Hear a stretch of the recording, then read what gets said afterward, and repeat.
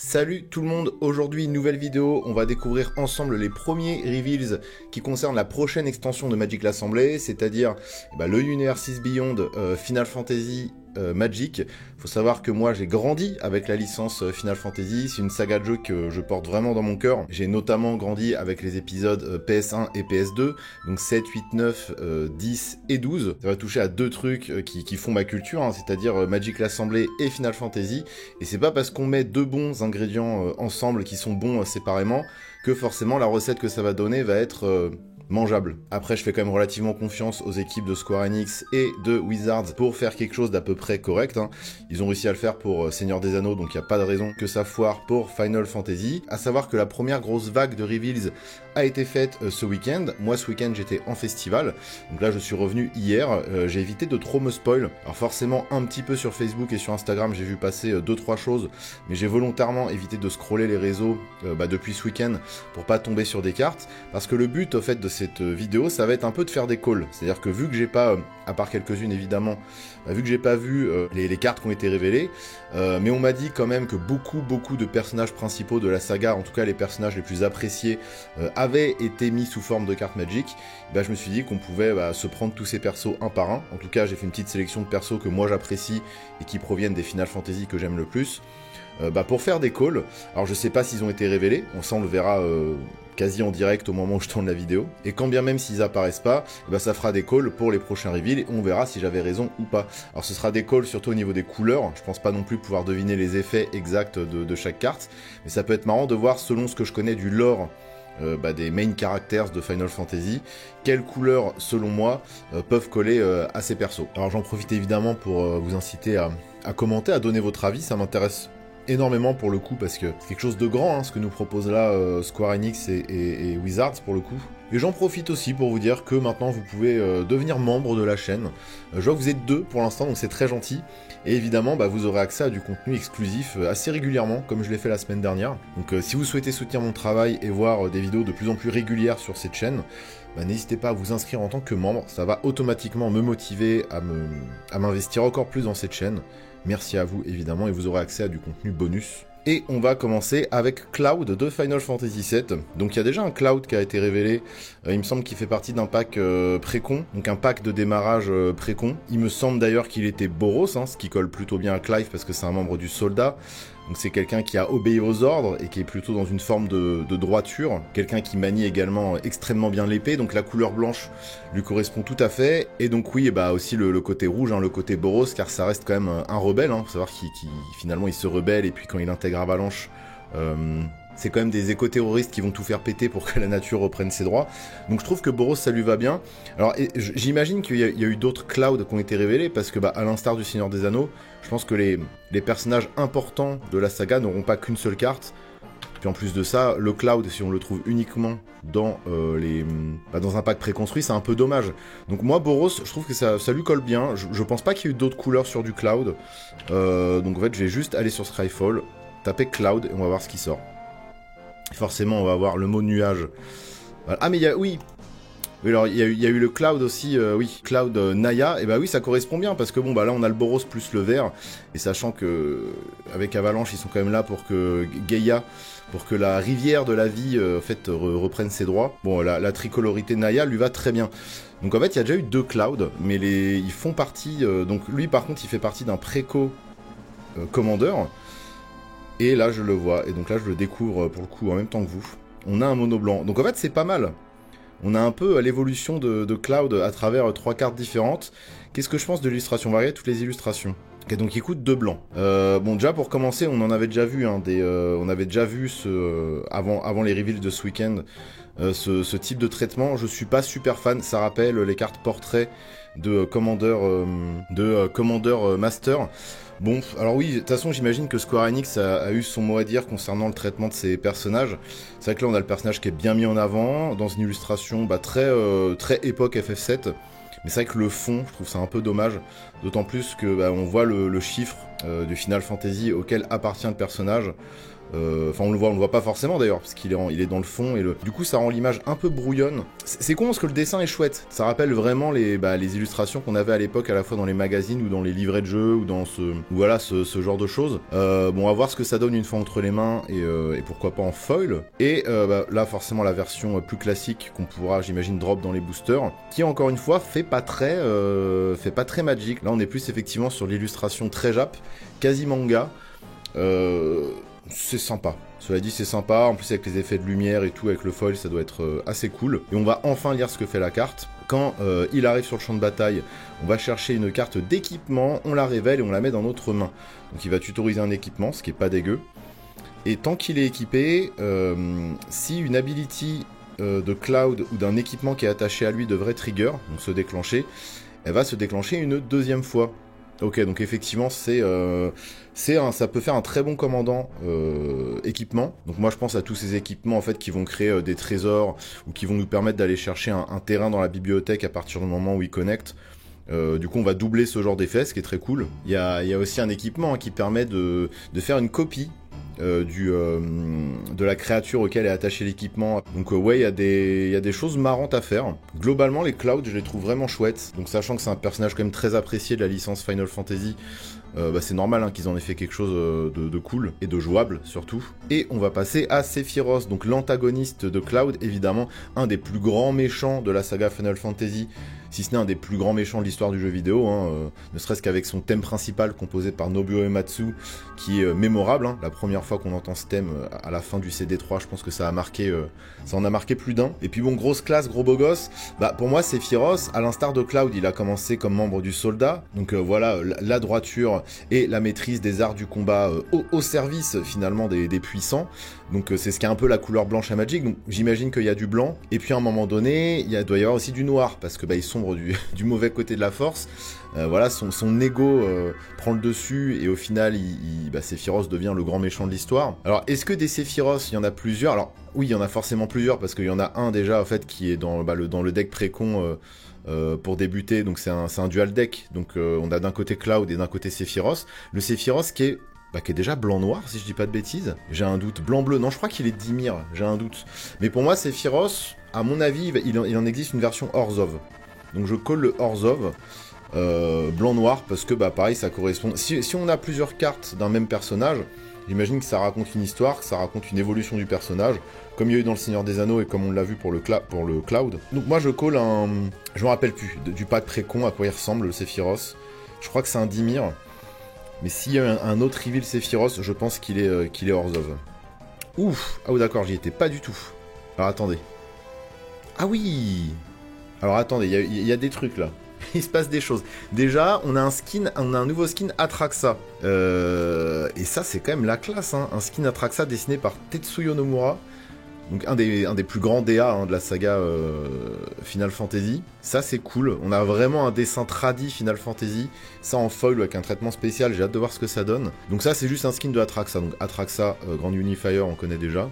Par contre du coup on a bien le Sephiroth Dimir dont je parlais, et on a un Sephiroth Boros, quelque part oui c'est un peu le même chemin que Cloud. Sauf que Cloud on lui a rajouté du vert parce qu'il il est là pour sauver la planète finalement. Et on a ce Sephiroth qui est mono noir. C'est un mauvais call pour moi, mesdames et messieurs. Dommage. Alors, on va lire les deux nouveaux Sephiroth. Donc, il y en a un qui va être dans un pack précon encore, donc un pack Commander. Et il y en a un qu'on pourra drop dans n'importe quel booster.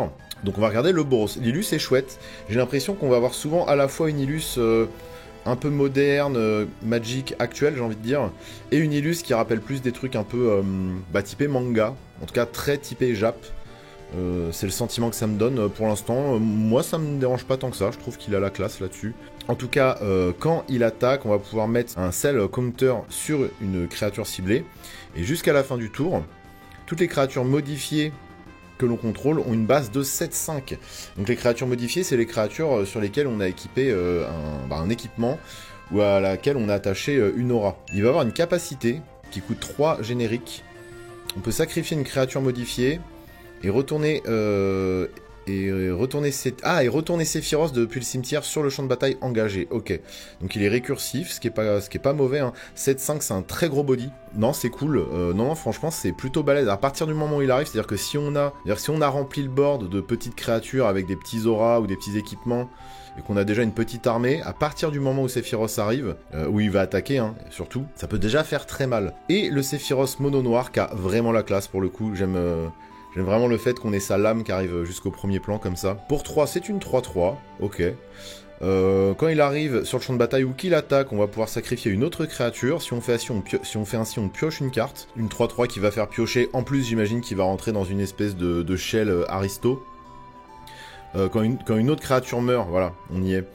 Un joueur ciblé va perdre 1 point de vie et vous allez gagner 1 point de vie. Oui, donc en plus, bah, forcément, les deux effets synergisent ensemble. Et si on a déclenché cette ability 4 fois dans le tour, on peut le transformer.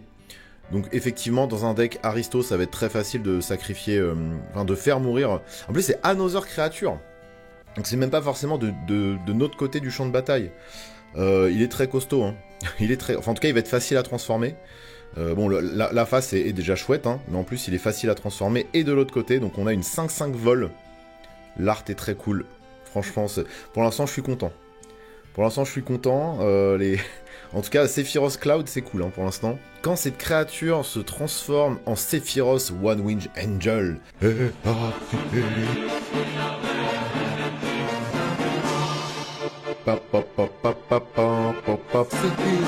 Incroyable, non mais il est incroyable. Alors il est 5-5, il a le vol, sa première capacité s'appelle Supernova.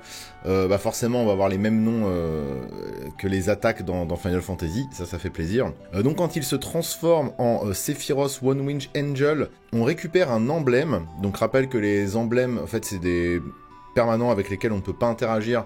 Donc quoi qu'il arrive, l'effet se fera et restera. Quand une créature meurt, un adversaire ciblé perd 1 point de vie et vous gagnez 1 point de vie. Et c'est bien précisé, quand une créature meurt, donc encore une fois, peu importe de quel côté du champ de bataille on est, ça va trigger, hein. Donc c'est quand même plutôt costaud.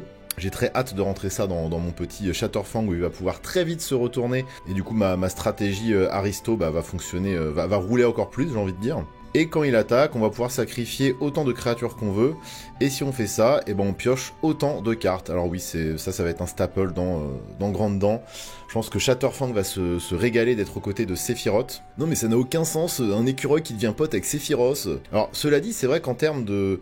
On sait que Magic, plus le lore s'étend et plus on a des Universes Beyond, plus ça devient what the fuck. Mais de base, la saga Final Fantasy...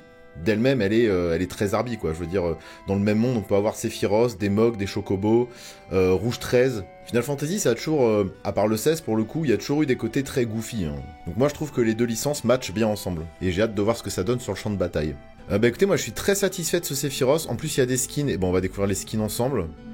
Est-ce que je suis régalé? Et bah ouais, c'est plutôt pas mal. Et là, même le traitement que j'aime pas trop d'habitude, je trouve qu'il a plutôt la classe, hein. Ça c'est plutôt cool, donc là vraiment je découvre, je suis plutôt satisfait, et ça a de la gueule, hein. Encore un petit visuel de la part de Tetsuya Nomura, qui fait plaisir. Non c'est cool, franchement c'est cool, ça évidemment je le veux en foil. Ça je le veux en foil dans mon Shatterfang, évidemment. Bon la carte va coûter, bon pour l'instant elle coûte 150 balles. Le prix baissera, j'imagine. Mais ça, c'est le genre de truc que j'espère ouvrir. Pourquoi pas en japonais? Je pense qu'en japonais, les cartes vont avoir beaucoup de gueule, hein. Franchement, le Final Fantasy en japonais, là, je pense que ça peut donner. Bon bah hop, Sephiroth, c'est validé, personnage suivant. Et on arrive donc sur Aeris. Aeris qui est une healeuse, hein, dans le lore de Final Fantasy, personnage très important. Ouais, bah Aeris, pour moi, ça va être une histoire autour des gains de points de vie, j'imagine, parce que bah dans le jeu, elle soigne nos persos, on peut même les ramener à la vie. Donc Aeris en mono blanc, ça me paraît pas incohérent. Pourquoi pas en Celestia, parce que pareil, c'est une Cetra, et c'est d'ailleurs la dernière Cetra, donc ce peuple ancestral qui peuplait la planète de Final Fantasy VII quelques millénaires avant le scénario du jeu. Donc elle a quand même ce côté très proche de la nature, parce que bah, c'est une vendeuse de fleurs, elle fait pousser des fleurs, donc il y a ce rapport à la terre aussi évidemment, de par son métier et ses ancêtres. Donc moi je colle une Aeris Celestia ou mono blanc. Celestia ça me paraît plus cohérent. Et on va regarder ça tout de suite. Alors, tac, merci Scryfall d'être aussi bien. Mono blanc, Aeris mono blanc, ça me va. Aeris, donc une 2-2 pour 3, elle a le lifelink. Jusque là, mon call était bon. Quand vous gagnez des points de vie, on met un marqueur +1/+1 sur Aeris, ça me va. Et quand Aeris meurt, on met X marqueurs +1/+1 sur chaque créature légendaire qu'on contrôle. X étant le nombre de marqueurs +1/+1 qu'elle a sur elle, donc on va redistribuer les marqueurs. Le fait qu'on puisse redistribuer les marqueurs comme ça et qu'on a des capacités qui nous permettent de doubler le nombre de marqueurs qu'on met sur une créature, elle va très vite être rentable dans ce genre de shell. Et encore une fois, quand on n'est pas sur des traitements alternatifs, j'ai l'impression qu'on a une DA très manga. Hein. Il n'y a aucun doute, ça c'est une illustration Jap. Donc, y en a qui vont râler, parce que je sais qu'il y en a qui aiment pas le style manga dans Magic. Mais bon, bah là, c'est Final Fantasy, donc ça colle un peu. Hein. Et de toute façon, il y a des artworks alternatifs, on va regarder ça de suite. Et non, là, on a que le traitement avec le chiffre derrière. Mais elle est pas dégueu. J'aurais bien aimé un art alternatif en plus, avec Nomura ou pourquoi pas Amano, parce que je sais qu'il participe au projet lui aussi. Mais là on va avoir deux traitements plutôt classiques, mais c'est pas moche. C'est pas moche, la carte est chouette, c'est totalement flavor avec ce qu'elle fait dans le jeu, donc c'est ok. Dommage qu'on n'ait pas un truc dans le style de ce qu'on a vu pour Sephiroth et Cloud, mais c'est pas... Peut-être que ce sera révélé plus tard, hein. Là c'est vraiment le premier jet de Reveals, donc on verra bien. Personnage suivant, Tifa Lockhart. Donc Tifa Lockhart qui est encore une love interest de Cloud dans Final Fantasy VII, qui est un membre fondateur très important de l'équipe d'Avalanche, qui va nous suivre et nous soutenir jusqu'au bout de l'aventure, et c'est la bagarreuse du groupe. Hein. Donc elle se bat avec les poings et les pieds, elle pratique les arts martiaux, donc j'avoue que dans Magic, je sais pas trop à quoi on pourrait associer ça, quelle couleur pourrait être associée à Tifa. Encore une fois, elle fait partie de l'équipe d'Avalanche, elle est très fougueuse, elle est très... voilà, elle a pas peur de prendre des risques, etc. Donc la couleur rouge lui irait très bien. Moi je vois bien une Tifa mono rouge très agressive. Je la vois pas avoir des capacités d'équipement un peu à l'instar de Cloud. Alors est-ce qu'après ils ont... Parce que se battre dans Magic, c'est surtout dans la couleur verte. On a pas mal de fight spells dans Magic qui disent bah, cette créature se bat contre une autre créature, ou cette créature inflige un nombre de blessures égal à sa force à une autre créature. Ça, c'est les fight spells, et généralement, c'est en vert. Après, Tifa, je la vois pas du tout... Quoique Grul, en fait, Grul, ça pourrait lui aller. Hein. Après, elle est pas assez sauvage, je pense, pour être en Grul. Parce que c'est plutôt quelqu'un... Tifa, c'est quand même plutôt quelqu'un de réfléchi, mine de rien. Donc, entre rouge et vert, je sais pas trop où elle pourrait se trouver entre... Moi, je dirais mono rouge, comme ça. Je la vois pas avec du blanc, je la vois pas avec du noir, je la vois surtout pas avec du bleu, c'est pas du tout son genre. D'ailleurs dans FF7, je vois pas trop, peut-être 4 sites, mais ouais, je vois pas trop qui pourrait être dans les main characters avec du bleu. Donc je colle rouge, vert ou grul, voilà, ou les deux.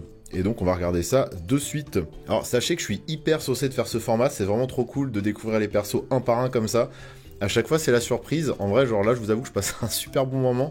En même temps, j'ai un peu peur de tomber sur des trucs de merde. Donc on va voir. Ouh, j'ai fait quoi là? Tifa, allez hop. Oula.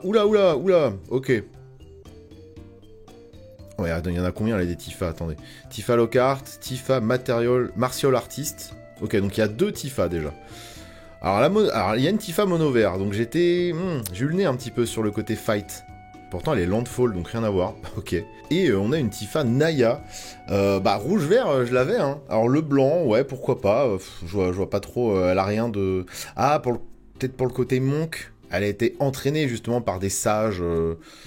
J'ai plus trop son lore, là, tout de suite, qui me vient en tête. Bon, j'étais pas totalement dedans, mais quand même un peu. Donc, on va regarder... Donc, ça va être une Tifa qui sera dans les packs précons. Je pense que ça va être un commandeur secondaire du pack Naya du coup. Donc, en tout cas c'est une 4-4 pour 4, elle a la mêlée, ça veut dire que si elle attaque, elle va gagner +1/+1 pour chaque adversaire que vous attaquez. Donc si vous attaquez par exemple un token ici et Tifa qui va vers le 3e adversaire, elle va gagner +3/+3. Si vous attaquez qu'un seul adversaire, elle va gagner +1/+1. Bon, ça c'est pas archi fort, sachant qu'elle a pas de capa d'évasion. En revanche, quand une ou plusieurs créatures que vous contrôlez avec une force de 7 ou plus met des damages à un joueur, on va détaper toutes les créatures et ça va être suivi d'une seconde phase de combat. Ok, donc elle donne des phases d'attaque supplémentaires, ce qui est plutôt balèze. Surtout que dans ces tricolorités, on a quand même accès à des énormes bestioles. notamment en vert. C'est très facile de donner le piétinement à nos créatures. Et puis ça rentre pas mal aussi, je trouve, avec le petit côté combo que peut avoir Tifa, notamment dans ses limites break, où en fait elle va mettre 1 milliard de coups dans la gueule de l'adversaire, et notamment dans le remake, en fait, on peut vraiment enchaîner les combos type jeu de combat, quoi. Donc en tout cas, en termes de flavor, on est parfait, rien à dire. Et on a une autre Tifa mono verte qui est beaucoup plus accessible en termes de mana, c'est une 1-2 pour 2. Elle a le piétinement. Et son effet landfall, c'est on va doubler sa force. Ah oui. Ça aussi, c'est pas mal. C'est avec des pump spells, on peut très facilement... En fait, elle est 1-2, donc c'est vrai que c'est pas terrible, mais en fait, le fait de pouvoir doubler, sa force, ce genre d'effet, ça peut aller très vite. Exemple, on met une croissance gigantesque, elle devient 4-5. On pose un fetch, on craque le fetch, donc elle va devenir 8. Puis de 8, elle va passer à 16. Et ça, on peut le faire dès le tour 2, je pense. C'est-à-dire qu'on... Non, parce que non, dès le tour 3, parce qu'il faut qu'elle soit là. Donc à moins qu'on arrive à la poser tour 1, elle a pas la célérité. Donc en fait, dès le tour 3, on peut facilement attaquer avec une 16, 16, je ne sais pas combien. Et à mon avis, il y a même mieux à faire que ça, parce que tour 3, on va avoir 3 mana up. Donc ça peut être... rien que faire un commandant autour d'elle, ça peut être surpuissant. Donc en 1v1, ça peut être fatal, ça peut être redoutable.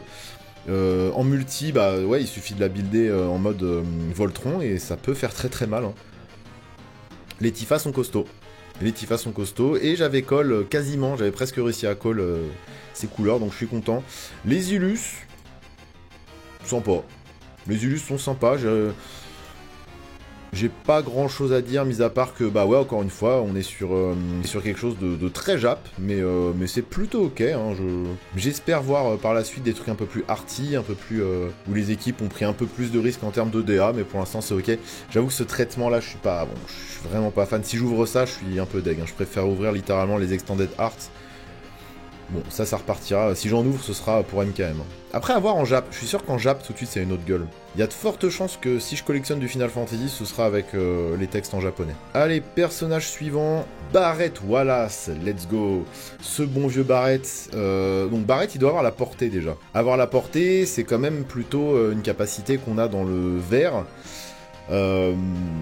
Sachant qu'il tire quand même des boules de feu avec ses bras. Hein. Il peut atteindre des cibles à distance. Il crache littéralement du feu par les bras. Donc il est rouge. Forcément, il est rouge. Barrett, il serait bien en grul. En plus, c'est un peu un gros bourrin. C'est un personnage qui se met très souvent en colère aussi. C'est aussi un leader. Hein. Barrett, c'est quand même un leader. Donc, ouais, alors comme... est-ce qu'il y a plusieurs Barrett aussi? Est-ce que c'est comme les autres? On suit un peu son évolution à travers les cartes. Moi, je le vois bien en grul. Puis en plus, bah, ça colle avec Tifa. Hein, forcément, ils font équipe les deux là. Donc, est-ce que je le colle en grul? S'il y a un Barrett, encore une fois, bon, je pense que de toute façon tous les persos d'FF7 ils les ont fait. Hein. FF7 c'était celui qui était. Celui-là on peut pas y couper, hein, forcément. Mono rouge ou grul. Mais peut-être aussi vert, rouge, blanc comme Tifa. Hein. Peut-être aussi. Hein.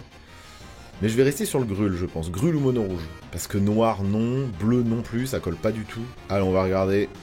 S'il y a un Barrett qui est sorti, évidemment. Bam. Barrett Wallace. Et bah, il n'y en a pas. Il n'y a pas de Barrett. Ok. Bon, bah, dommage. Hein. Bon, écoutez, notez ce que je viens de dire. Et puis, bah, quand il y aura d'autres reveals, on verra si j'ai raison ou pas. Barrett, ouais, non, j'ai bien tapé. Hein. Je vais taper Barrett Wallace, bon, on sait jamais. Barrett Wallace, le nom entier. Mais de toute façon, si c'est pas sur Scryfall, à mon avis, c'est que ça n'a pas été reveal. Allez, rouge 13. Bah, s'il n'y a pas Barrett, ça m'étonnerait que Red 13, à mon avis... Bon, on va quand même l'appeler Nanaki, hein, par respect pour le perso. Rouge 13, bon, il a subi les expériences de la Shinra. Quand on le rencontre, il est dans la tour Shinra, donc on le sauve un peu. Bon, il subissait, ouais, les expériences de Hojo et toute la team Shinra, tous les horribles. Hein. Il nous vient du Cosmos Canyon. Il vient d'un milieu plutôt naturel, quand même. Même s'il a un grand-père, ouais, c'est son grand-père qui est dans l'observatoire là et qui fait un peu de la magie et qui nous explique un peu l'histoire de la planète avec tous ses effets spéciaux là. Ouais, c'est son grand-père, je crois. J'ai oublié le blast du perso. Bah en fait, rouge 13, il est entre le félin et le chien. Bon bah généralement dans Magic, c'est plutôt des créatures qui sont soit blanches, soit vertes. Puis généralement les bestiaux dans Magic c'est du vert quoi. Donc pour moi Red 13 on est plutôt du côté Célestia de la force ou mono vert. Il a quand même du feu au bout de la queue. Il peut être... Red 13 peut s'énerver. Hein. Dans ses limites break, il fait des trucs assez énervés. Encore une fois, les persos de Final Fantasy VII, c'est très Naya. Red 13, ouais, Grul. Je dirais Grul ou Mono Rouge ou Mono Vert. Ah, c'est dur. Ah, Puis en même temps, il ressemble aussi un peu à un félin, et les chats dans Magic, c'est blanc, hein. Donc, allez, Naya. Je colle un truc Naya. Bah, c'est un peu facile de faire ça, parce qu'évidemment qu'il va pas être noir, vu que il a rien de démoniaque en lui, Rouge 13. Et puis, bleu, c'est quand même plus pour le lore de magicien et de sorcier. Allez, Red 13, Mono Vert ou Célestien. C'est pas parce qu'il a du feu au bout de la queue que... Mono Vert ou Célestien, le petit Red 13. Je sais pas s'il sera écrit comme ça en toutes lettres, mais... On n'a pas de Red 13. Ah. Bon bah ça pareil, c'est du call pour plus tard. Oula, attends, pourquoi il y a du Final Fantasy qui tombe d'un coup là? J'ai juste tapé Red. J'ai vu plein de cartes FF. Nanaki, on va taper Nanaki. Parce qu'il a peut-être une carte Red 13, peut-être qu'il a une carte Nanaki où il est mono vert, et une carte rouge 13 où il y a d'autres couleurs qui viennent. Ouais, je pense que c'est ça. Ça doit être un truc comme ça. Bon, en tout cas, il n'y a rien. Visiblement, il n'y a rien sur Red 13 pour l'instant. Bah écoutez, notez le call, on verra bien. Et on enchaîne avec Catseed. Alors, un des persos les plus chelous... de Final Fantasy VII. Donc Catseed, c'est pas la grosse peluche hein, que vous voyez, l'espèce de grosse peluche là, toute rembourrée, bien sympathique que vous voyez dans le jeu. Ça, c'est sa marionnette en fait. Catseed, c'est le chat que vous voyez là, qui contrôle l'automate, donc la grosse peluche là, qui le contrôle via un haut-parleur là. Donc d'ailleurs, c'est son arme hein, dans le jeu, le haut-parleur. On peut trouver ou acheter des haut-parleurs qui permettent de taper plus fort. Alors ça, c'est full JRPG, c'est super original, j'adore. Et bah, c'est un chat, Catseed. Catseed, c'est un chat, donc il est blanc pour moi. Son limit break dans Final Fantasy VII, premier du nom, c'est de lancer un jackpot, et en fait, bah, c'est un peu du gamble.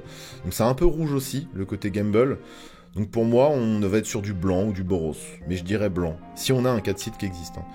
Sinon, mais aussi, mais ça peut être aussi Célestia, hein, parce que les chats, ils sont Célestia dans Magic aussi. Tac, Catseed. Non. Moi, pour l'instant, FF7, on a vraiment que les gros persos. Hein. Alors, pour le coup, les seeds, j'ai vu passer. Hein, je sais qu'il y a un skin par seed dans Final Fantasy. C'est-à-dire qu'en fait, bah, il y a des seeds dans tous les Final Fantasy depuis FF2. Donc, ça veut dire qu'on doit avoir 15 skins de seeds différents. Donc, ça, j'ai déjà vu. Et j'ai vu qu'il était blanc-bleu. Bon, on va le regarder. J'ai vu passer, mais j'ai vite scroll justement pour pas me spoil pour le faire en live. Donc, ça, j'ai déjà vu. Hein, pas de surprise. Je sais qu'on est sur du blanc-bleu et qu'il y a au moins 15 skins différents. Hein? Bah. Alors ça, par contre, ça, c'est sûr que j'ai vu passer, donc c'est bizarre. Voilà, ok. Oui, ce qui s'appelle Timeless Artificer. Oui, forcément, parce que oui, c'est... Alors ça, c'est le site de FF16. Donc un de mes sites préférés, pour le coup. Alors, il est 4-4 pour 4. Les artefacts, créatures et les héros que l'on contrôle. Donc j'imagine que héros, c'est un nouveau sous-type. Il me semble pas avoir vu des héros avant. Ça doit être un nouveau sous-type de créature. Vont gagner +1/+1 pour chaque artificier que l'on contrôle, donc au moins 1. Et chaque artificier que l'on a dans notre cimetière. D'accord, donc il y a un deck artificier à faire. Et le deck... notre deck peut avoir autant de cartes nommées seed. Ah, c'est pas mal ça. C'est un peu à l'instar des rats, où il y a certains types de créatures dans Magic, certaines cartes, qui nous signifient qu'on peut avoir ces cartes-là autant de fois qu'on veut dans notre deck. Sachant que bah, en commandeur c'est que des one-off, et puis bah, sinon c'est des formats où on peut avoir jusqu'à 4 fois la même carte. Là on peut l'avoir autant de fois, et c'est rigolo, parce que du coup... C'est rigolo. Parce que du coup, bah, on a plein de skins différents, et on en a 16 visiblement. Donc il n'y a pas de site dans FF1, donc je sais pas quel site ils nous ont trouvé à rajouter, mais... Et on a le site de Final Fantasy VII qui est là. Et du coup, ils font tous la même chose. Et c'est vrai que les seeds, c'est plutôt des mecs qui sont... Généralement, qui sont doués avec les machines, et qui ont de la bouteille. C'est toujours un peu les seeds, c'est toujours un peu les vieux de la vieille en qui tu peux faire confiance, généralement, dans les Final Fantasy. C'est des persos qui sont toujours cool, hein. C'est vraiment un archétype de personnage assez récurrent. Ils sont toujours un peu bourrus aussi, les seeds. Ça, c'est le site d'FF8, qui est le directeur de l'académie, justement. Donc encore un personnage qui est censé représenter un peu l'ancien, quoi. Ok, bah c'est assez rigolo. Là, j'ai pas d'idée de build qui me vient tout de suite, mais j'imagine que les fans du personnage trouveront... plein de façons différentes de l'exploiter. Ouais, je regarde un peu les illus là, parce que du coup bah, c'est la première fois que je suis confronté en dehors des vieux reveals. Hein, je suis désolé, mais la frame des... Je suis désolé, hein, mais la frame des Universes Beyond, elle est vraiment dégueu. Hein. Déjà, vous savez que la frame moderne, je suis pas hyper fan. mais je trouve qu'avec le fond un peu décoloré, comme ça, un peu beige marronâtre qu'on a sur toutes les cartes là, où je pense qu'ils ont voulu imiter un aspect acier, je trouve ça vraiment chum, ça met vraiment, mais alors vraiment pas le dessin en valeur, je suis désolé, hein, ça rajoute un côté terne, alors que les illustrations sont assez pétantes, il y a un... je sais pas, ça marche pas. Très honnêtement, moi je pense que sur ce set, je vais collectionner peut-être les extended ou les arts alternatifs, mais je trouve ça tellement dommage. Bon, après là, en termes de DA général, bah, c'est à l'instar de Final Fantasy, hein, c'est-à-dire que bah, chaque Final Fantasy a sa direction artistique. Des fois on est plus sur du médiéval, des fois on est plus sur de la fantasy futuriste, des fois on est plus sur du steampunk. Donc forcément, bah, ça, ce côté disparate, on va le ressentir dans la DA du set, hein, forcément, mais bon, bah, c'est aussi ça Final Fantasy, quoi. Ils pouvaient pas se permettre de tout lisser, de tout aligner en mode une seule DA unique et cohérente, parce que ça marche pas du tout avec l'histoire de Final Fantasy, quoi. Non, en fait, il y en a que 15, parce qu'effectivement, celui-là, c'est juste qu'il existe en extended, et j'imagine que on aura une version extended pour chaque. La vidéo va être très longue, hein, je vous préviens, ça fait déjà un moment que je tourne. Mais en même temps, c'est Final Fantasy, c'est le set que j'attends que j'ai probablement le plus attendu dans ma vie de joueur de Magic, donc on se fait plaisir. Et donc, personnage suivant. On a Yuffie. Alors Yuffie, c'est une voleuse. C'est vrai que les rogues et ce genre de personnages dans Magic, c'est plutôt de la couleur Dimir. Donc Yuffie, je la vois bien en Dimir. Je la vois bien voler des cartes à l'adversaire. Je la vois rien faire d'autre. Donc pour moi, on est sur du Dimir. Ou du... peut-être mono bleu, pourquoi pas. Mais je la vois pas faire Izet, parce que Izet, c'est vraiment une couleur qui sera réservée aux magiciens et aux lanceurs de sorts. Ça, c'est sûr. Donc elle fait pas ça. Et vu qu'elle vole des matérias, bah peut-être qu'elle pourra voler les cartes de rituel ou d'éphémère, un truc comme ça. Donc, soit Dimir, soit bleu en mode ninja, genre avec le sous-type ninja et rogue, pourquoi pas, ou quelque chose qui se rapproche de ça. Allez, je colle du bleu ou du Dimir. Yuffie. Mais ouais, après, le sous-type ninja avec une capacité qui permet de voler des cartes, ça, j'en suis quasiment sûr. Hein. Franchement, je vois pas trop ce qu'elle peut faire d'autre. Allez, Yuffie. Mais c'est que le skin. Bah oui, c'est un skin de Yuriko, mais ça je l'avais vu, parce que ça fait longtemps que ça a été reveal. Donc oui, là on est sur du Dimir, et puis bah Yuriko, alors Yuriko elle vole pas vraiment les cartes, elle permet d'être super tricky sur le ninjutsu, en révélant des cartes au-dessus de la bibliothèque, et en faisant très très mal, en jouant des gros sorts CCM, en révélant des gros CCM. D'accord, est-ce qu'elle aura sa carte à elle? C'est ça la question. Parce que là oui, ça colle totalement à Yuriko pour le coup. Quoique non, parce qu'elle vole pas. Une vraie Yuffie, elle devrait voler des rituels ou des instants aux adversaires. Mais pour l'instant, on a que ça, donc bah, j'attends de voir. Et bah, c'est dommage. Et vu que c'est pas sur Scryfall, j'avoue, j'ose pas trop aller voir ailleurs, parce que sur Google Images, ça va me spoil des trucs. Donc je call une Yuffie voleuse de cartes. Petit commentaire quand même rapide sur le skin Yuffie. Alors je respecte énormément l'artiste. C'est quelqu'un qui a beaucoup compté justement dans les différentes directions artistiques des Final Fantasy. Après le skin comme ça, avec un fond uni, une espèce de beige blanc cassé comme ça, ça rend pas hommage au visuel de Final Fantasy. Autant j'adore ses dessins, autant j'adore la façon dont il oriente le caractère design des persos. Autant là sur un fond uni. Donc certes ça met son travail à lui en avant, mais je trouve que sur une carte Magic ça rend pas super bien quoi. Pourtant j'adore ce que fait Nomura, hein, mais bon. Après pourquoi pas, voilà, ça fait toujours plaisir aux fans. Ah, on passe sur Final Fantasy VIII, Squall Leonard. Donc Squall Leonard, bah, c'est un étudiant, il est très fort à la bagarre.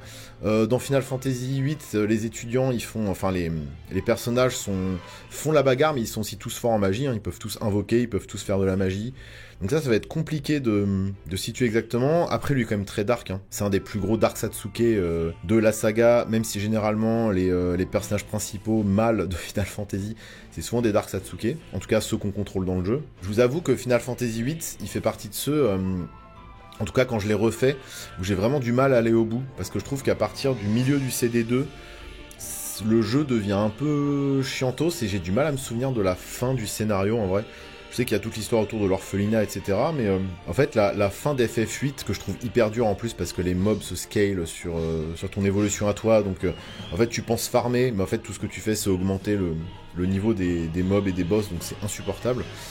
C'est probablement en tout cas moi je trouve que c'est le FF le plus dur. Et donc j'ai du mal à aller au bout, et au final, je me rappelle plus trop l'histoire des persos. Et donc Squall comme ça, je dirais qu'il y a du blanc. Il doit toucher le blanc dans l'Arcolor paille. Qu'est-ce qui pourrait... Bizarrement, je le vois bien Orzhov, parce qu'il a quand même un côté dark. Mais est-ce qu'il est suffisamment du côté sombre pour être Orzhov? Moi, je dirais qu'il est mono blanc. Mono blanc ou Orzhov. Allez, je le mets dans mono blanc ou Orzhov. Il fait quand même partie du seed, hein. Encore une fois, on est dans quelque chose d'assez ordonné. C'est un personnage qui est assez dévoué, donc ouais, je le vois bien, allez, mono blanc ou Orzhov. Allez, on va voir. S'il a été reveal, hein, encore une fois.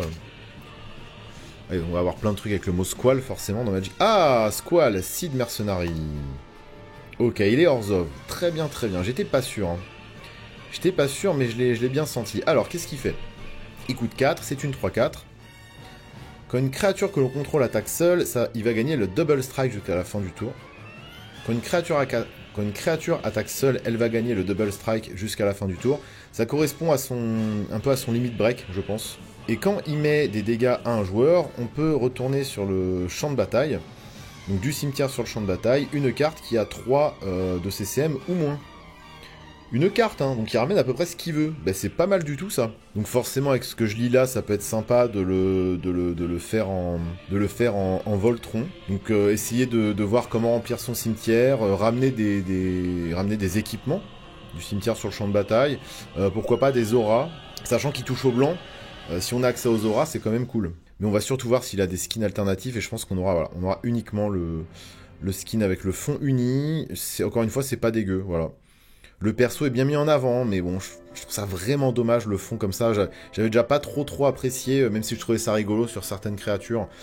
Mais j'avais pas trop apprécié déjà le Commander Master avec les fonds unis comme ça, et là c'est un peu la même chose. Puis sachant que dans Final Fantasy, on a quand même des décors de folie. Ça aurait été bien de les mettre un peu aussi en avant, ces décors. On verra les cartes terrain. J'ose espérer qu'on aura des cartes terrain full art incroyables. Ok, perso suivant, Linoa. Alors Linoa, personnage très doux, très gentil, qui est accompagné de son chien. Elle a un pet dans le jeu, enfin elle a un familier hein, qui est un chien. Donc est-ce qu'on n'aurait pas une sorte de... Vous savez, ces cartes qui font pop un token, un peu à l'instar de Minsc and Boo. Vous voyez, bon, alors, Minsc and Boo, pour le coup, c'est un Planeswalker. D'ailleurs, est-ce qu'on aura des Planeswalkers dans ce set? Parce que c'est compliqué de... On n'a pas de personnage... qui pourrait coller un Planeswalker dans tout le lore de... Enfin, il me semble, hein, de Final Fantasy, qui peut comme ça naviguer de planète en planète en un claquement de doigts. Donc je suis pas sûr qu'on trouve... Donc je suis pas sûr qu'on trouve des Planeswalkers dans ce set. En revanche, elle a son limit break où elle fait apparaître son chien. Encore une fois, pareil, en termes de gameplay, Final Fantasy 8, et bah, on fait un petit peu ce qu'on veut, en fait. Hein, donc je vois pas trop... C'est dur de les affilier, c'est dur d'affilier les personnages à une couleur précise, mais par rapport à ce que je ressens avec ce perso et le fait qu'elle ait son chien, si en tout cas c'est pris en compte dans Magic, pour moi elle va être... Les chiens, c'est généralement, il me semble en Magic, plutôt blanc. Donc encore une fois, de toute façon, souvent, voilà, les héros de Final Fantasy, c'est des chevaliers, des guerriers, des gens qui sont un peu dans la droiture, ils veulent sauver le monde, donc on a des personnages vertueux, donc ça colle aussi à la couleur blanche forcément. Donc elle, je la vois bien, mono blanc, et c'est compliqué, hein. J'essaye de me rappeler un petit peu ces autres limit break. Là, je vois affiliation Forest Halls. Je connais pas ce site, je sais pas à quoi ça sert. Enfin, je sais pas ce que ça veut dire. Ah oui, c'est vrai que c'est le groupe de résistance avec lequel on va faire dérailler un train, là. C'est une rebelle, un peu. Est-ce qu'elle serait pas Boros? Elle a ce côté rebelle. C'est vrai qu'elle est... Oui, c'est vrai qu'il y a tout le lore, il y a tout ce lore où en fait elle est pote, où elle fait partie de la résistance. Je me rappelle plus. Pourtant, j'ai essayé de le refaire il y a 3-4 ans FF8, mais j'ai abandonné en cours. De toute façon, faut se décider. Moi, je dis qu'elle est mono blanc. Alors, on reste sur du mono blanc. J'y crois. Ou blanc avec une autre couleur. Je ne sais pas. En tout cas, il y a peut-être un truc où elle fait popper le chien aussi en token. Hein. Ça, c'est fort possible. Ça se trouve, c'est un reskin d'une carte qui fait déjà ça. Célestia. Ouais. J'étais pas... Ah, elle est jolie, hein. La carte est belle. La carte est plutôt jolie. Donc pour 5, dont Célestia, elle est 4-4. Quand elle arrive sur le champ de bataille, on va créer Angelo. Un légendaire Dog 1-1 vert et blanc. C'était quasiment sûr. Et forcément la capacité Angelo Cannon. Parce que oui, je rappelle que quand même dans le jeu, elle fout Angelo sur son bras et puis elle s'en sert comme d'une... comme si c'était une arbalète. Hein. Comme si Angelo était un carreau ou une flèche. C'est assez particulier. Bon, c'est rigolo qu'on retrouve ça sur la carte. Donc quand elle attaque, une autre créature va gagner +1/+1 jusqu'à la fin du tour pour chaque créature que l'on contrôle.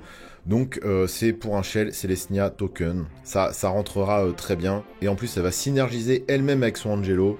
Donc le côté pets, le côté familier, ça marche très bien. Et effectivement, en fait, j'aurais dû le déduire que si elle fait popper un token, il y aura peut-être une synergie token et que du coup c'était Selesnya. Bon, ok. Bon, de toute façon, j'ai l'impression que tous les héros, ils ont au moins du blanc dans leur colorité, quoi. Edea, alors Edea, je pense l'avoir vu en... Si, Edea, je l'ai déjà vu, en fait, elle a été leak il y a un moment.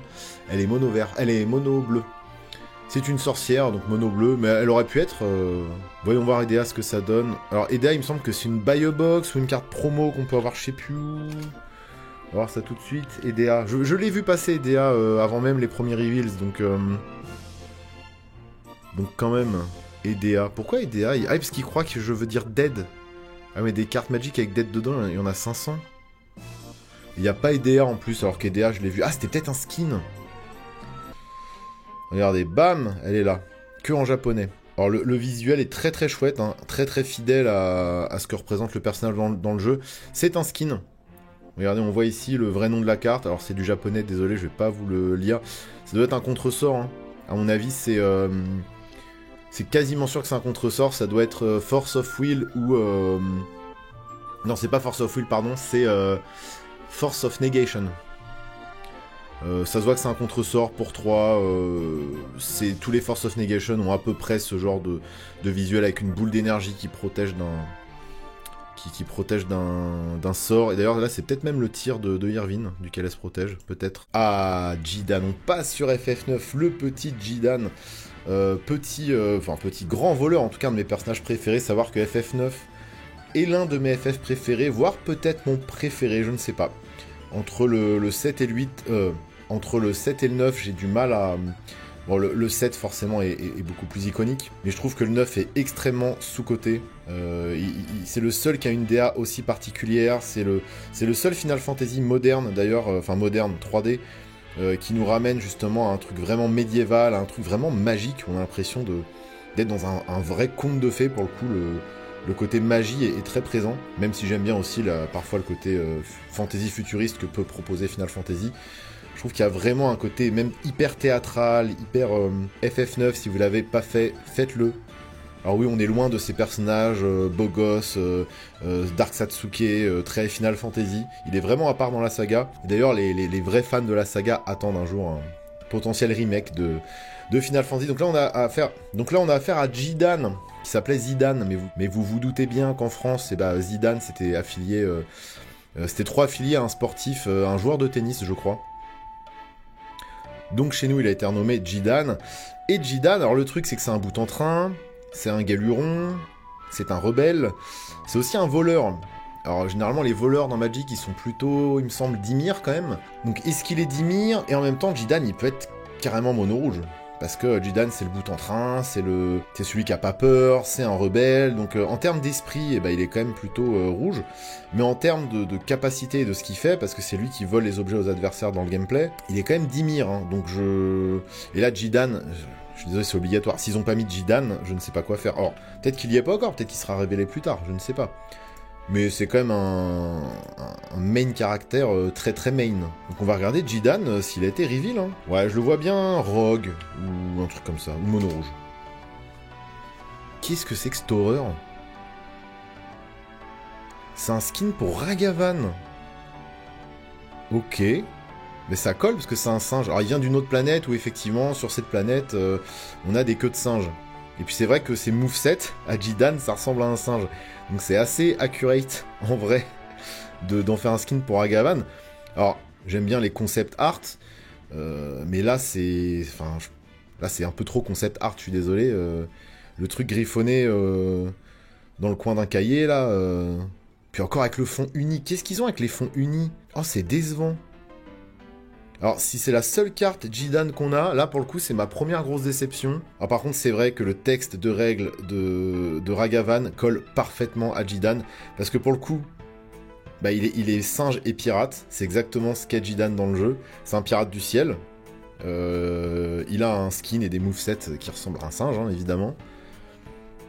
avec sa petite queue de singe. Et en plus de ça, bah, quand il connecte avec un adversaire, il va créer un trésor, donc ça simule un peu le côté vol.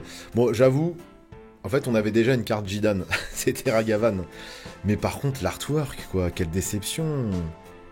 Quelle déception, surtout que Jidan, c'est un perso qui a des movesets de fou, sa double dague, elle est ultra stylée. Je suis désolé, Jidan, c'est quand même... en faire un visuel comme ça, je suis ok qu'ils fassent un reskin de Ragavan avec Jidan, ça me va, ils ont trop raison, ça colle trop. Mais qu'est-ce que c'est laid? La déception, quoi. Donc c'est une très très bonne idée, mais extrêmement mal appliquée. Très déçu du Jidan. Quel dommage, sérieux, quel dommage. Bon, et bah tant pis. Mais j'étais pas mal là sur mon call. J'étais pas assez précis, mais j'étais pas mal. Vivi, alors là, ouais. Là on parle d'un autre très très gros perso de Final Fantasy. Donc c'est un mage noir. Hein. D'ailleurs, il a le skin de mage noir qu'il y avait dans les vieux Final Fantasy. Donc du job mage noir. Personnage extrêmement touchant. Malheureusement, c'est un personnage qui est entre guillemets artificiel. Il a été créé de toutes pièces, bah, comme les autres mages noirs. Cela dit, c'est un sorcier extrêmement puissant. Faut pas le mettre en colère, faut pas faire du mal à ses amis. Donc forcément, il va toucher au bleu. Vivi va forcément toucher au bleu. Et c'est peut-être un Izet, hein, parce qu'il n'y a pas plus... Enfin, les mages noirs, c'est les sorciers dans Final Fantasy. On peut pas faire plus sorcier. Qui lance des sorts et qui permet de synergiser avec les sorts dans Magic, c'est les créatures Izet. Hein. Bon, il est bleu ou Izet. Là, il n'y a même pas de doute, forcément. Et je pense qu'il a un tout petit body, mais que ça doit être un... Je pense qu'il doit être... Enfin, si c'est pas juste un reskin, j'espère qu'ils ont pas fait que des reskins avec les persos d'FF9, mais je pense qu'il est totalement, comment on appelle ça, Spellslinger. Ça collerait vraiment au personnage. Sachant qu'il peut aussi rajouter de l'élémentaire aux épées de Steiner. Donc est-ce qu'ils vont jouer avec ça? Est-ce qu'il y a une synergie avec les équipements, peut-être? On va regarder ça de suite. Et j'espère qu'on va pas tomber sur un vieux reskin, hein, je vous le dis. S'ils nous mettent un vieux concept art comme ça avec un fond uni, franchement, je rage quitte. Franchement, ça fout les glandes. Ah, bah, il n'y a pas de bibi. Comme ça, c'est... Oh, si, il est là. Regardez-moi ça. Oh, il est magnifique. Oh, il est trop beau en foil en plus, là. Bon, encore la frame de merde, hein, mais il est incroyable. Donc, il est Izet. Bon, ça, c'était pas difficile à deviner. Il est 0,3 pour 3. Ok. On peut payer 0 et déclencher sa capacité. C'est intéressant. On va ajouter X mana de la combinaison qu'on veut entre du bleu et du rouge. Et X étant sa force. Ok, donc si on paye 0 et qu'il a 0, on fait 0 mana. On peut activer ça qu'une seule fois par tour. Parce que j'imagine que sinon ça aurait été une machine à combo. Quand on caste un non-spell créature, on va mettre un marqueur +1/+1 sur lui. Et il va mettre un dégât où il veut. Ok. Et donc il va grossir comme ça. Ah mais oui, oulala. Heureusement qu'on peut le faire qu'une fois par tour. Enfin, ce qui est logique, hein, ça coûte 0. Donc, ok, c'est intéressant. C'est intéressant, donc on va lancer plein de petits spells. Il va très vite grossir. On va mettre plein de petits dégâts partout. C'est un bébé Niv-Mizzet. Un peu dans l'esprit. C'est un peu un Niv Vivizet dans le texte. Il y a un truc un peu... Bon, il fait pas piocher, encore heureux. Parce que le truc, c'est qu'on va le faire grossir dans le tour. En plus, c'est des marqueurs. Hein. C'est pas il gagne +1/+1. Hein. C'est on met des marqueurs dessus. On va s'ajouter beaucoup de mana et relancer des petits spells de pioche et de dé... Ouais, il a l'air très énervé. Ça va être machine à combo infernale. La carte est magnifique. Il y a un skin. Je veux voir le skin. Oh, c'est juste un extra. Oh là, wow, ça c'est beau, ça. Ça en foil, ça je mange, ça. Ok, et bah très bien le Vivi, excellent. Excellent, je suis trop heureux. Pour l'instant c'est cool, hein. À part quelques ratés, pour l'instant c'est cool. Sacré Vivi. Ok. Ah, ce que je regrette pour l'instant, c'est vrai qu'on a... Il n'y a pas beaucoup de risques, hein, en termes de DA, mais bon, voilà, c'est du cross-licence. Faut une DA, voilà, qui correspond un peu à tous les goûts, donc... mais bon, là, il est chouette, Allez, caractère suivant. Vivi, pas décevant. Ok, Daga. Daga, princesse Grena. En original, Garnet, style Alessandros 17. Ok, bah elle c'est une invocatrice, donc elle est quand même proche de la magie. Elle est de sang royal quand même, elle est de lignée royale. Donc elle pourrait être quelque chose vers le blanc-bleu, du bleu pour le côté magicien d'invocation. Même si les invocateurs sont pas vraiment des magiciens, bon c'est quand même lié. Hein. Le côté blanc peut-être parce que pour le côté princesse, je sais pas. C'est aussi une rebelle, hein, parce qu'elle décide quand même à un moment donné de se couper les veuches et de rejoindre un peu la rébellion entre guillemets, enfin le petit groupe de rebelles qu'on est. Après est-ce que c'est suffisant pour lui mettre du rouge? Je ne pense pas. Mais vu que c'est une invocatrice, elle doit quand même balancer des gros trucs, donc elle pourrait être 3 couleurs. Elle pourrait être blanc, bleu, rouge. Blanc, bleu, rouge. Du vert, je vois pas trop. Elle n'a connu que la vie de château, donc je vois pas pourquoi elle aura un lien avec la nature. Ouais, allez, je colle du blanc, bleu, rouge. Je sais pas pourquoi, je la vois bien Jeskai. Mais ça touche au bleu. Forcément, ça touche au bleu. Alors, Dagger, Garnet, c'est la princesse... je sais pas comment ils l'ont... on va taper plusieurs trucs pour essayer de la retrouver. Ça, c'est un gros perso, donc je pense qu'il n'y a pas de raison. Garnet quelque chose. Ah, il n'y a rien. Dagger. Alors, c'est Daga en français, mais c'est Dagger en original. On va forcément avoir des équipements Dag. Hein. Ok, il n'y a pas. Alexandre, on va taper Alexandros. Visiblement, il n'y a pas. Hein.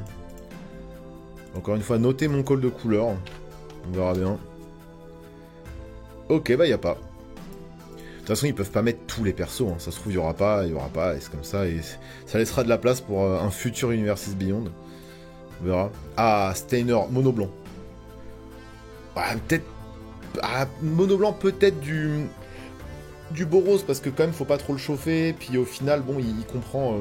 il reste très quand même fidèle à son royaume. Donc il a ce truc très...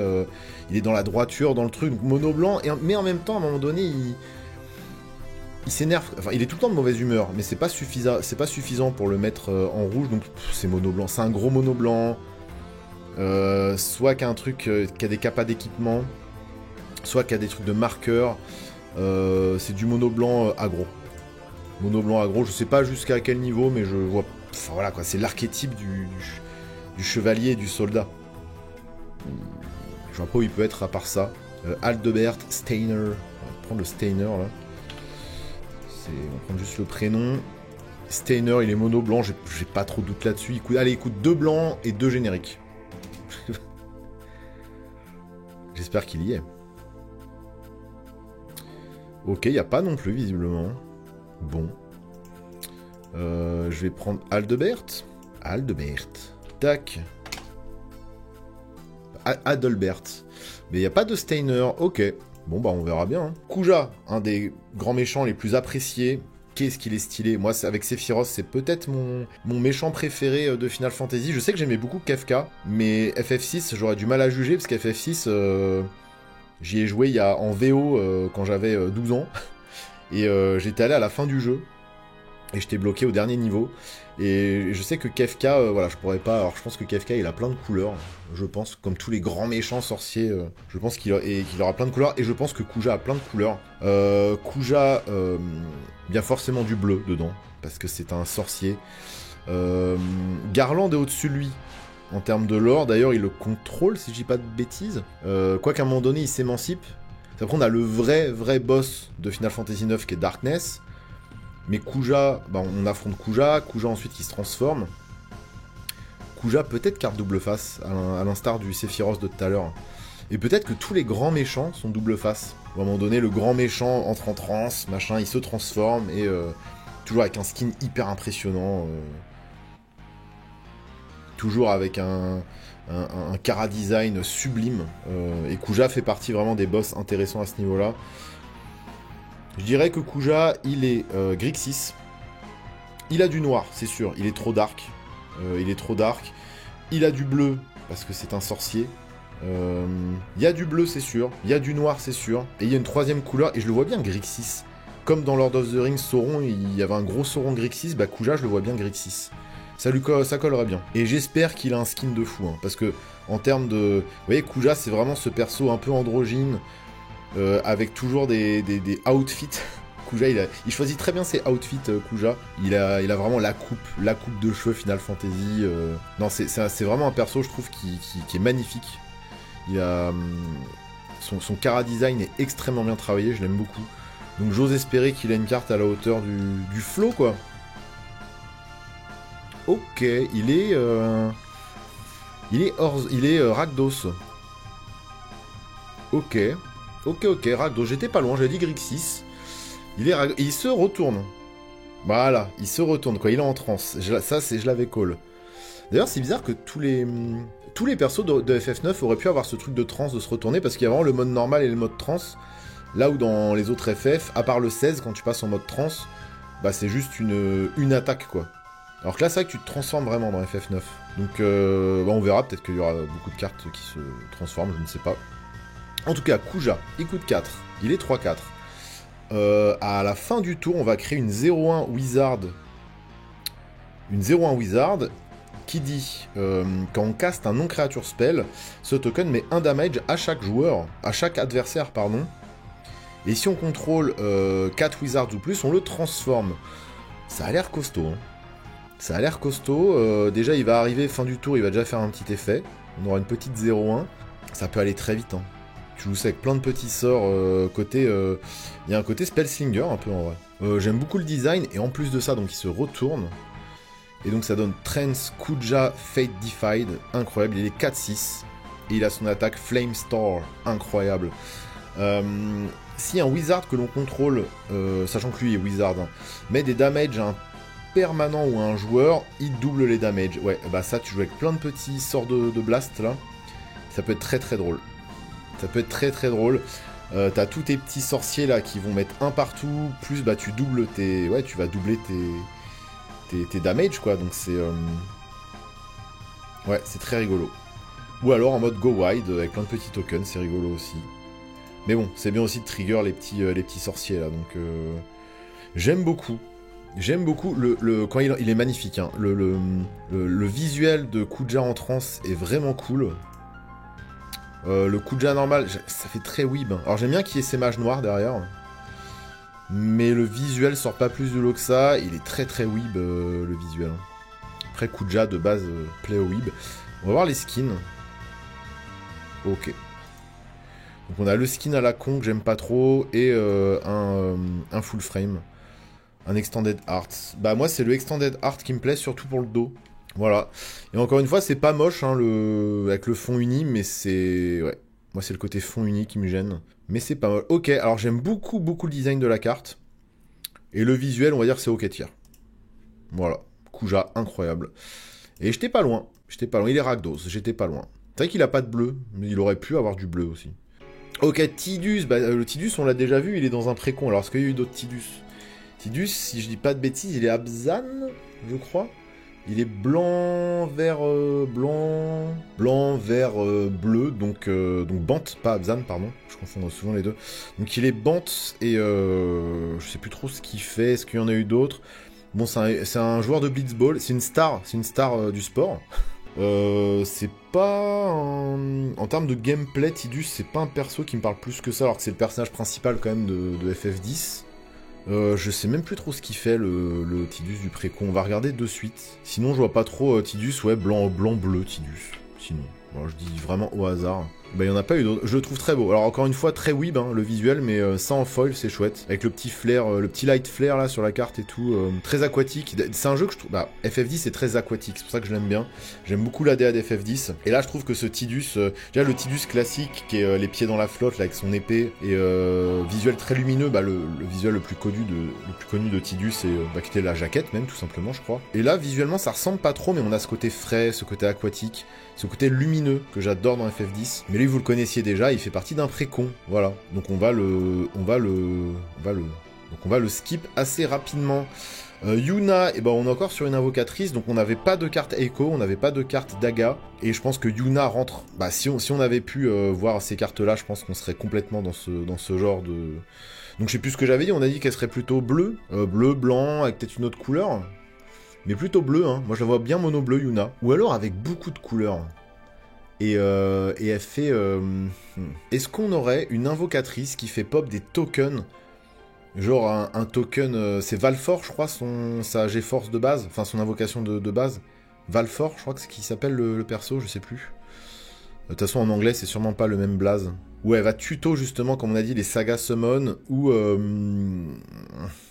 C'est compliqué, hein. Ah, mais je dis qu'elle est mono bleu. Allez, vas-y. Après, vu qu'elle invoque plein d'espers différents et qui sont tous d'un type différent, ça se trouve, elle est 5 couleurs. Hein. Peut-être que les invocatrices, elles sont 5 couleurs. Hein. Ou alors, elle est comme Tidus. Elle est bante. Parce elle est pas assez démoniaque pour qu'il y ait du noir. Elle a quasiment... Bon, elle a des démons en elle, mais c'est tellement un perso gentil et qui... À aucun moment, elle laisse entrevoir son côté obscur. Elle a même pas de côté obscur. Le côté rouge, impossible. Impossible, c'est tellement pas une rebelle. Elle a un côté clair, hein. C'est un clair. Elle pourrait avoir du blanc. Allez, blanc-bleu. Vous savez quoi, je reste sur blanc-bleu. C'est un clair quand même. Hein. C'est ce personnage qui médite, qui est à fond dans la religion. Blanc-bleu. Ah. Oh, attendez, il y a 2 Yuna. Il y a une Yuna précon. Ah, très bien vu. Qui va être, du coup, ça va être ça va être le commandeur alternatif du précon Tidus. Ça marche trop bien. Je rappelle que Tidus est le garde-corps de Yuna dans le jeu. Et ils sont de la même couleur. Et ben j'avais call un peu, j'avais dit peut-être qu'elle est, de la même couleur que Tidus. Et on a une version aussi Celestia avec Valfor. Putain, je me rappelle plus comment il s'appelle. Ok, on va regarder les deux. En tout cas, très beau. Très très joli ça. Pas déçu du tout. On va tout de suite voir les arts alternatifs. Oh, putain, ils font chier avec les couleurs unies là. Ils mettent que les couleurs unies. Avec ils mettent que le fond avec la couleur unie. Mais ça, pop, ça je mange ça. Ça en foil, ça. Bon. Elle coûte Bant plus 1. Elle est 1-5. Elle a la capacité Grand Summon. Donc, on l'engage, on met un mana. Ok, donc, rapport à l'invocation, on fait du mana, je sais pas, c'est bizarre. On l'engage, on fait un mana de la couleur qu'on veut. Et la prochaine fois qu'on caste un spell de créature ce tour, ça arrive avec 2 marqueurs plus 1 additionnel. Ok. Comme, franchement, vous n'avez pas marre là de push les mécaniques avec les jetons plus 1 là. Ça commence à être un peu relou là.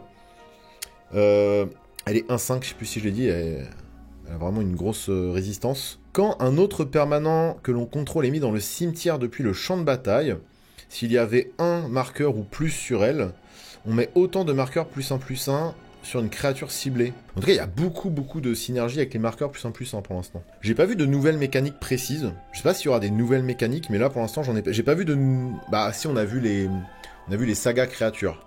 Mais je sais pas s'il y a d'autres nouveaux trucs. J'ai pas l'impression d'avoir vu des vraies nouvelles mécaniques.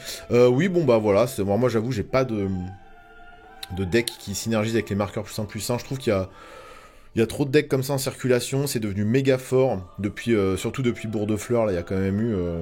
il y a eu un sacré power trip, je trouve, autour de cette mécanique, et là, bah, ça va juste l'améliorer. Et puis ça veut dire, en plus, ouais, que tu rampes au tour 4 aussi, quoi, parce que c'est un dork.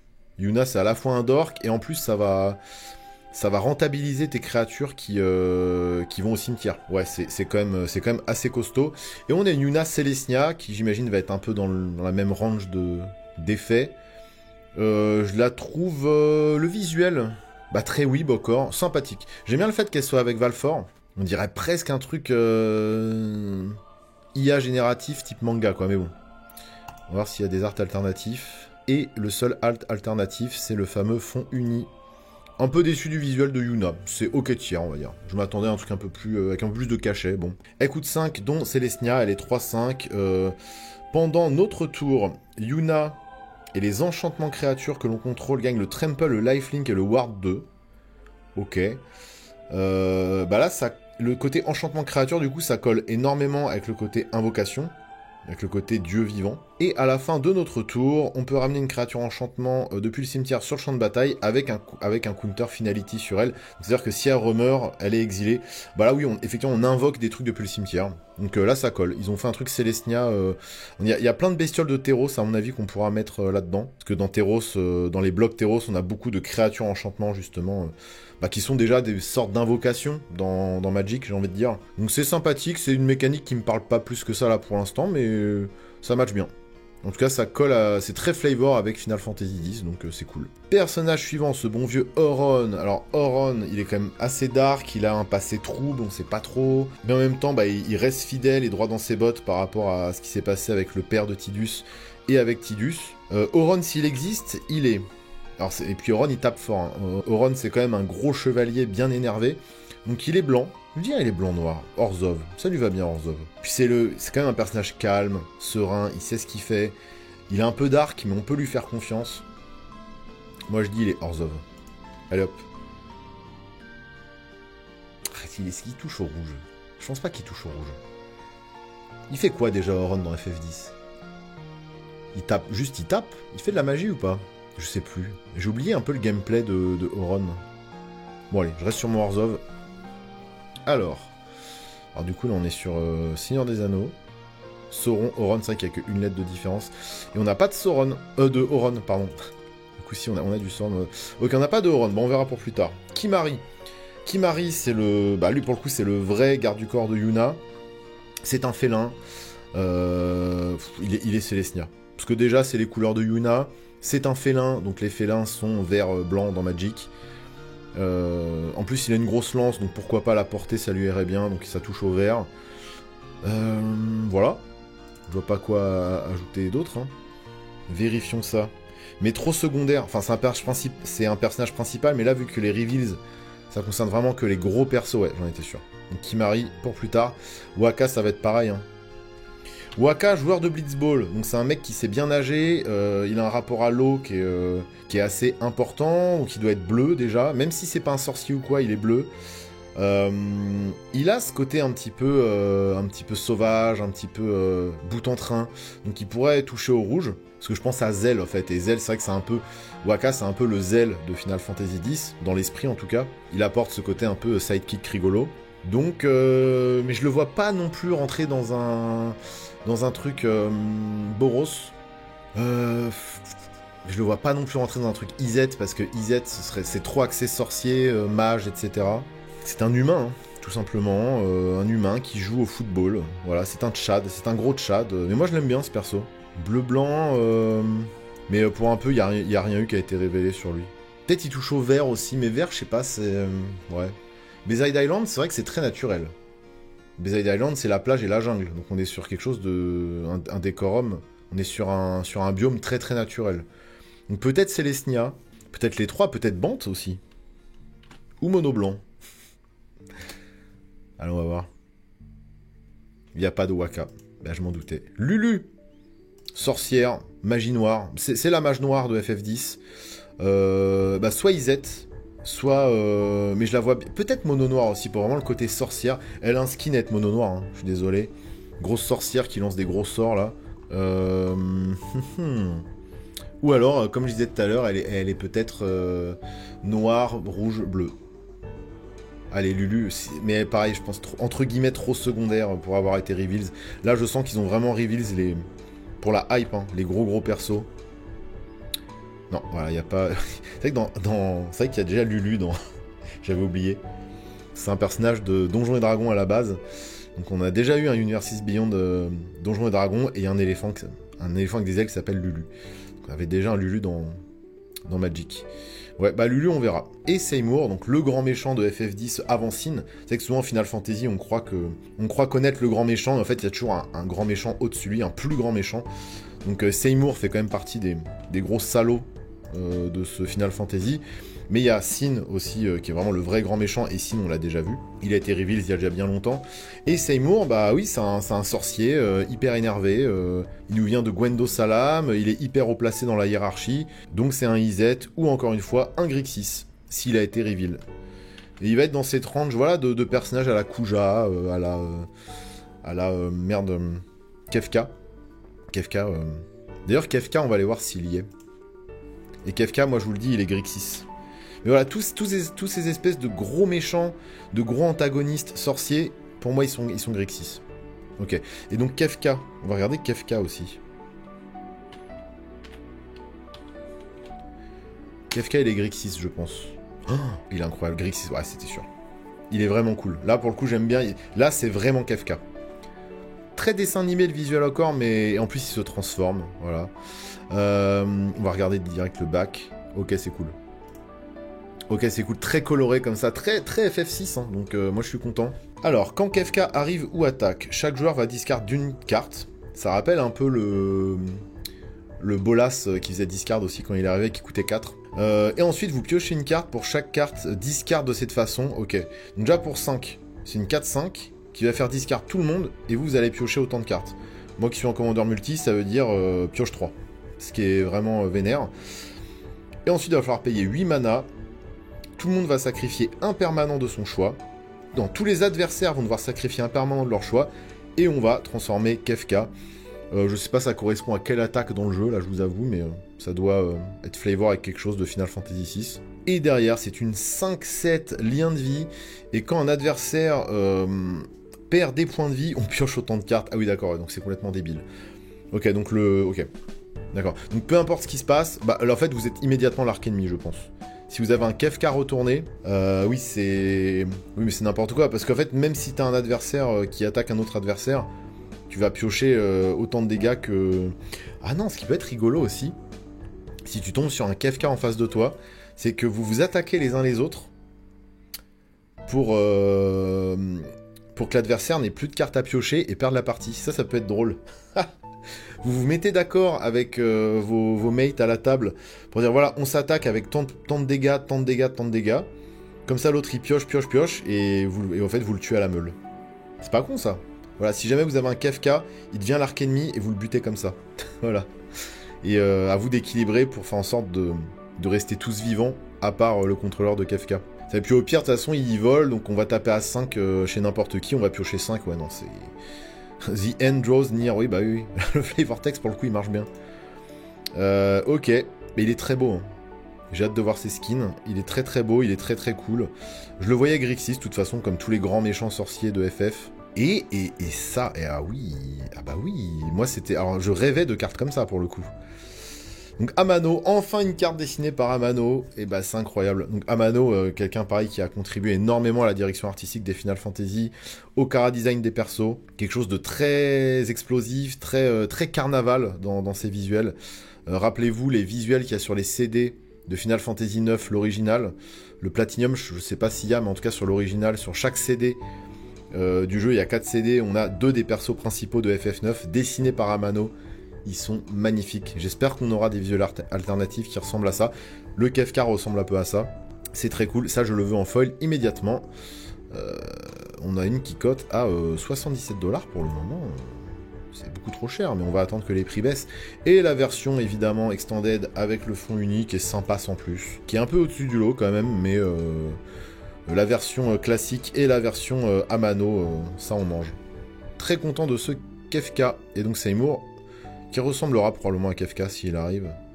Alors là, on arrive sur FF12, avec malheureusement des... Même si j'ai des bons souvenirs de FF12, des persos quand même assez insipides. Je me rappelle que Van est quand même très spectateur dans le jeu, malgré le fait que ce soit le personnage principal. Je sais même plus... Je sais que c'est un gamin des rues, si je dis pas de bêtises, avec sa pote, là, Penelo. J'ai aucun souvenir de ce perso, il m'a pas marqué, je le trouve insipide. Il est pas méchant, mais... C'est juste que volontairement, en fait, dans le scénario, il est mis en retrait pour rester observateur de ce qui se passe. Parce qu'FF12, il y a quand même à un moment donné des enjeux très importants, hein, et ça finit un peu en Star Wars, presque, la fin de FF12. C'est vrai que Van, au milieu de tout ça, ne sert pas à grand-chose. Donc pour moi, il est incolore. Non, je sais pas, en fait, Van, je sais même pas... Je veux dire, gamin des rues, donc peut-être qu'il est rogue, peut-être qu'il est... Non, j'avoue, Van, je sais pas. Franchement, s'ils l'ont pas mis, c'est pas bien grave, je vous avoue. Est-ce qu'on a un Van? On n'a pas de Van, et bah c'est pas grave. Et alors, Penelo, pareil, dans le genre insipide, Penelo, bon, pas très... Ouais, elle est dans cette range de perso à la Selfie, hein, ou à la Riku un peu, même si mon Riku est quand même plus imposante. Puis en fait, Riku, je l'aime bien, alors Penelo, je m'en fous. Penelo, ça m'étonnerait, du coup, s'il n'y a pas Van, il y aura aucun perso d'FF12, j'imagine. S'il y a une Fran, Fran elle vit dans la forêt, dans les arbres, comme tout le reste de sa civilisation. En plus elle a la portée avec son arc, donc Fran elle va être mono verte. Célestia au pire. Si elle existe, hein, mais bon, ça m'étonnerait. Oh, ok. Intéressant. Ils ont repris le concept des doubles créas comme on avait dans March of the Machine, où on avait deux créatures légendaires connues de Magic qui se rassemblaient pour ne faire qu'une carte. C'est intéressant, donc ça fait Grul. Bah oui, forcément, on a Van qui est verte et Baltier qui est rouge, hein, forcément, parce qu'il aggro avec... quelque part, c'est lui qui lance les boules de feu, entre guillemets, vu qu'il attaque avec son gun. C'est lui qui a le gun dans FF12. Alors, ça, le Reach, je l'avais dit, forcément avec l'arc de Fran. Donc 4-3 Reach pour 3, c'est pas dégueu. Ça bloque bien tout ce qui est en l'air, hein. Les véhicules que l'on contrôle gagnent +1/+1, ont la vigilance et le reach. Ok, donc deck véhicule. Est-ce que Baltier est pilote dans FF12? Qu'est-ce qu'il fait Baltier déjà? Je me rappelle même plus trop de... quoi il sert Baltier dans FF12? Putain, faudrait que on le refera en stream ou je le referai dans mon coin FF12 un jour quand même. Quand un véhicule écroule par Baltier et Fran et qu'il attaque, si c'est votre première phase de combat pendant le tour, on peut payer 3. Et si on fait ainsi, on refait une phase de combat supplémentaire. Ah oui. Alors c'est marrant, ce sera un commandant véhicule pour le coup. En grûle. C'est intéressant. Et dans les skins, on a le skin classique et un skin dessiné par Yoshida et qui est très très chouette. Et bah ok, c'est rigolo. Ils ont mis de FF12, ils ont décidé de mettre en avant Baltier et Fran. C'est vrai qu'ils font partie des persos assez charismatiques. En tout cas, ils le sont plus que le personnage principal. Et en plus, on a un très joli skin dessiné par Yoshida. La carte est intéressante. En termes de build, ouais, c'est intéressant. Grûle véhicule, pourquoi pas. Très très chouette. Carte suivante, du coup. Bah, j'avais mis Baltier, mais Baltier, du coup. Clive Rosefield. Alors là, j'ai fini FF16 il y a quelques jours. Moi, je l'ai bien aimé. Pour le coup, pour moi, ça m'a reconnecté à la saga. J'ai adoré le côté fanservice qu'il y avait dans le jeu. Le fait que les invocations soient autant mises en avant, j'ai trouvé ça génial. Avec le côté kaiju, on a des gros monstres qui se tapent dessus. Après, tout le côté un peu rip-off Game of Thrones. Des fois ça marche, des fois ça marche pas. Clive Rosefield, évidemment, c'est un Dark Satsuki, et dans sa version FR, j'ai trouvé insupportable à parler tout le temps comme ça, en susurrant dans le micro. C'était insupportable, donc faut le passer en VO, voilà. Ou la version anglaise, dans le genre, fait mieux, je trouve. Bref, après, le perso est chouette, j'ai bien aimé, on va spoiler immédiatement, bouchez-vous les oreilles 5 minutes. Il se transforme en Ifrit. Alors, est-ce qu'on a un Clive, comme tous les émissaires de Final Fantasy XVI, qu'on retrouvera peut-être sur une carte Magic, vont être d'un côté créature humain normale, et de l'autre côté une saga summon. Parce que la Shiva qui avait été leak, si je dis pas de bêtises, elle arrive direct du côté summon.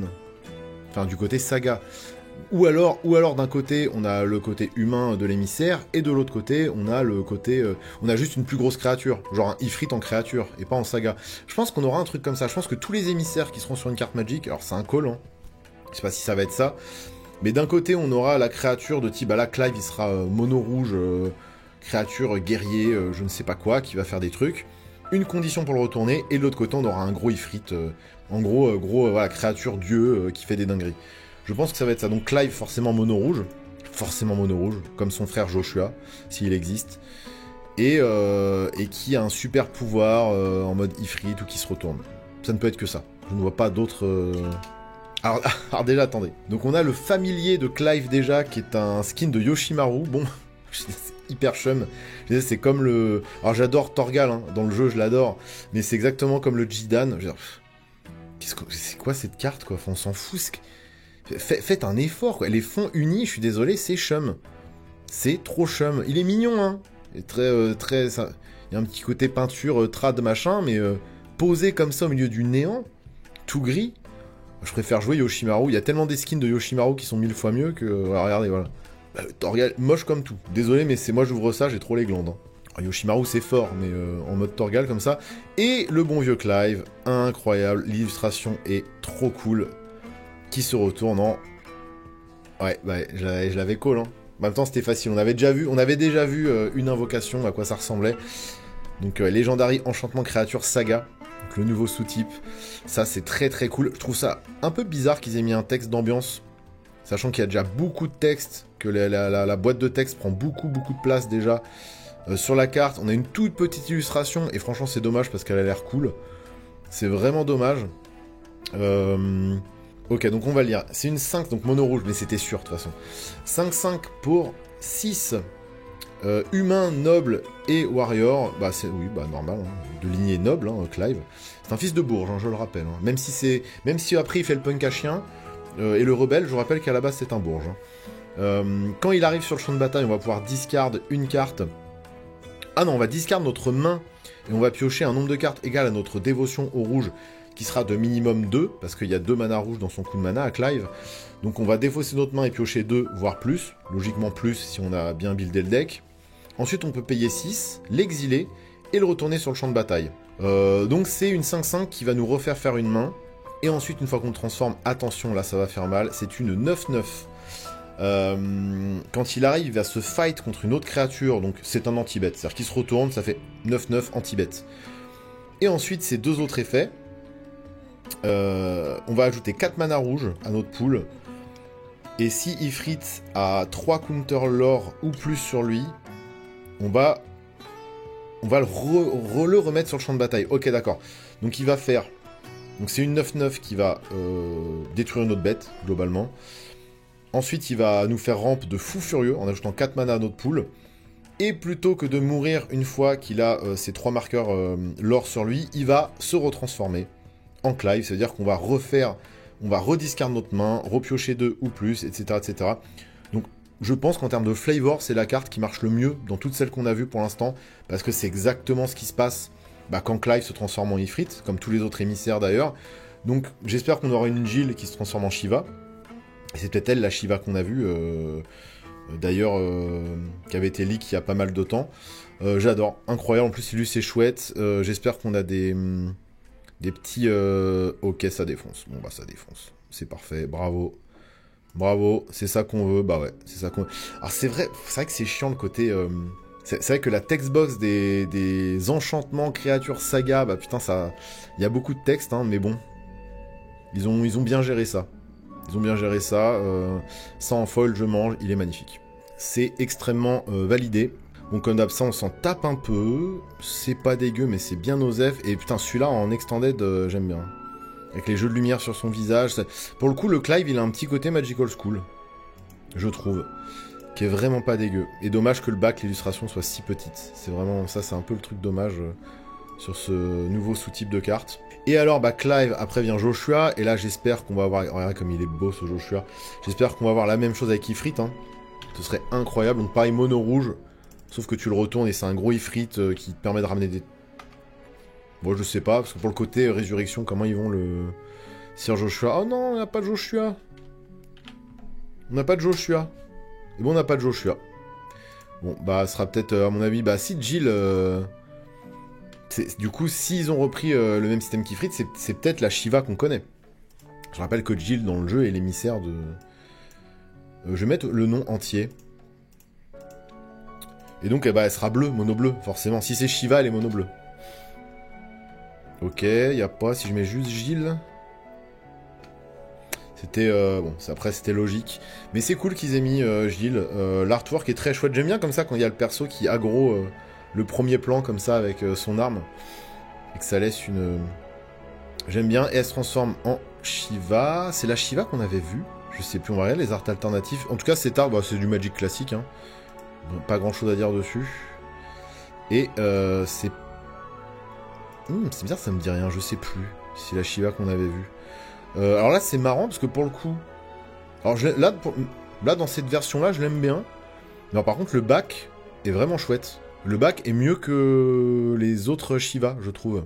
Alors que c'est sur un traitement que j'aime pas trop. On va lire la carte, quand même. Donc le face, c'est une 2-2 pour 3 dont un bleu. Quand elle arrive sur le champ de bataille, on va remonter un permanent non-terrain dans la main de son propriétaire, donc c'est un bounce. Ok, très bien, je vois pas trop le rapport avec son flavor dans le jeu, mais bref. Et ensuite pour 5, on va l'exiler et la ramener transformée. Ok, donc ça, pour 3, c'est un 2-2 qui va bounce un truc. On peut même se ramener un truc dans la main si on a, une carte qui a un ETB intéressant, pourquoi pas. Et derrière, donc c'est Shiva, c'est une 4-5. Les deux premières capas... La créature ciblée ne peut pas être bloquée ce tour-ci, ok. Et ensuite, le troisième effet, Cold Snap. On va engager tous les lands de nos adversaires. Tap all lands of your opponents.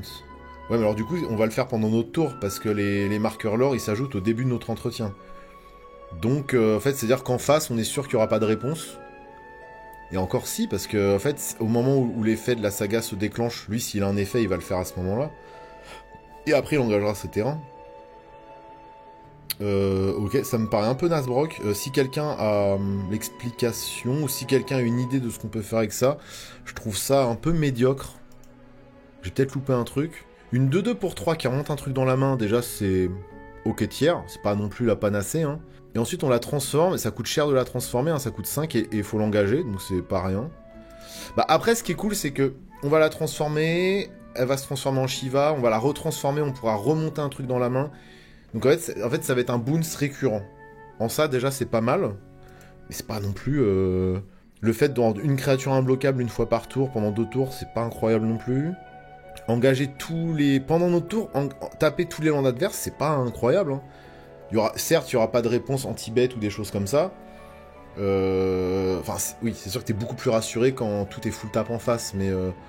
Après, si en face, c'est des sorts de pioche, ou si l'adversaire a de la gestion en main, bah sur le trigger de Cold Snap, il va jouer ses sorts, quoi.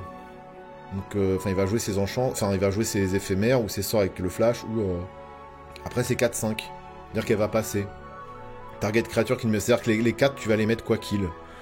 Non, je pense qu'en fait, là, j'ai l'impression que c'est pas méga fort, mais une fois sur le terrain, je pense que c'est bien chiant, en vrai. En tout cas, des choses à dire sur cette carte. Mais c'est vrai que pour un émissaire, je m'attendais à un truc plus bourrin, quoi. Où la violence est plus évidente. Et encore une fois, c'est très joli, mais c'est vrai que le côté saga créature, bah, le dessin est vraiment tout petit. Après, le dessin est pas fou. Ok, sympa.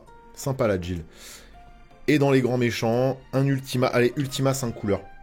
Parce que Ultima, c'est un dieu et qui veut rassembler en fait toutes les invocations dans un réceptacle, c'est-à-dire en fait, bah, qui est Clive. Hein. Donc ça va toucher à tous les éléments. Donc, je sais pas, je le vois bien, un gros Ultima 5 couleurs. Je réfléchis pas trop. Ultima 5 couleurs.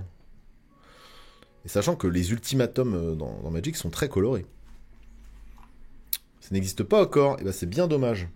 Bon allez, faut qu'on enchaîne là, je sais pas combien d'heures qu'on tourne, et puis en plus là, je reviens des toilettes, pour tout vous dire.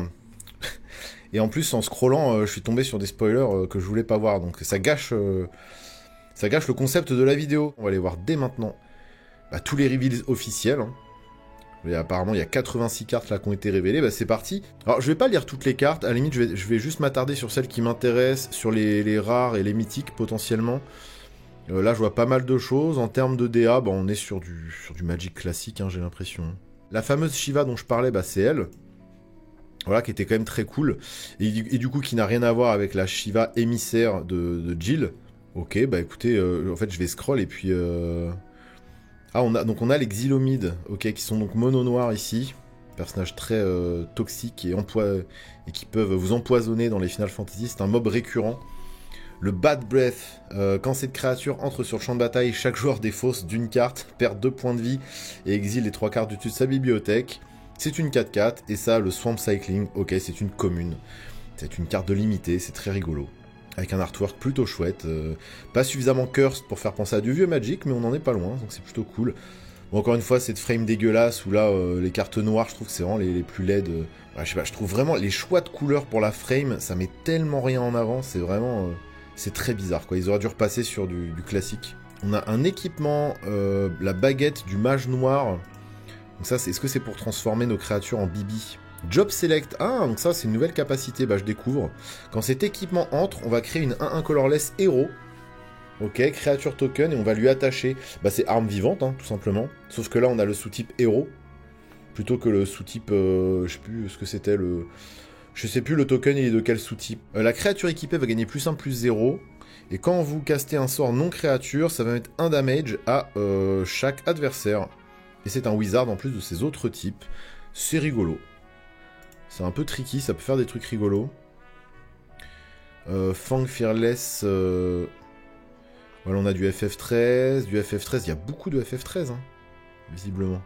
Que je n'ai pas fait, parce que j'y ai joué 4 heures et j'ai pas du tout aimé. Fire Magic. Ça rappelle un peu les sorts qu'on avait sur Thunder Junction, où on peut payer un peu plus à chaque fois pour avoir des effets supplémentaires. Donc là, c'est un truc où en fait, ça scale au fur et à mesure. Pour 1 rouge, on va mettre 1 blessure à chaque créature.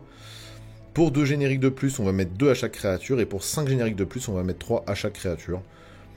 Donc c'est un peu le même système que les cartes Thunder Junction, sauf que là, on reste sur le même type d'effet. C'est pas des effets différents, juste ça rend l'effet plus fort. Bartz and Boko. Ça, c'est FF4, ça. Très mignon. Mono vert, 4-3. L'affinité pour les oiseaux. Ça veut dire qu'il y aura des decks chocobo, je pense, parce que bah forcément ce sont des oiseaux. On va voir pas mal de chocobo, donc j'imagine que l'affinité pour les oiseaux, c'est que ça... On peut call un archétype chocobo, peut-être, je ne sais pas, en limité en tout cas, je sais pas. Quand ils arrivent sur le champ de bataille, tous les autres oiseaux que vous contrôlez mettent des damages égales à leur force, à une créature ou à un joueur. Ça peut être un finisher. En le faisant blinker, lui, ça peut être un finisher dans un deck oiseau. Je vois, ça existe, deck oiseau, surtout en vert comme ça. Non, mais deck chocobo, pourquoi pas? Parce que du coup, j'ai vu passer le fameux chocobo limité à 77 exemplaires. Celui-là, je l'ai vu passer. Qui est vert, du coup. Ça, c'est la Tifa qu'on a vue. Il y a des cartes qui sont jolies, hein. Ça, j'aime bien, ça. Ça vient de FF1, ok, bon. Ça ressemblait pas à ça, FF1. C'est marrant qu'ils aient pas fait un traitement pixel art aussi. Pour les bandeurs des vieux FF. Je trouve ça très étonnant. Ah, le Traveling Chocobo, c'est lui, dans son skin classique. Donc 3-2 pour 3. Donc tant qu'il est là, on peut regarder la top carte du dessus de notre bibliothèque. Ok, donc on peut jouer les cartes oiseaux et les landes depuis du dessus de la bibliothèque. Donc ok, les cartes oiseaux, encore une fois, je sais pas si ça va se servir. Mais les cartes landes, ça va forcément servir. Et les landes et les oiseaux que l'on contrôle qui entrent sur le champ de bataille vont trigger...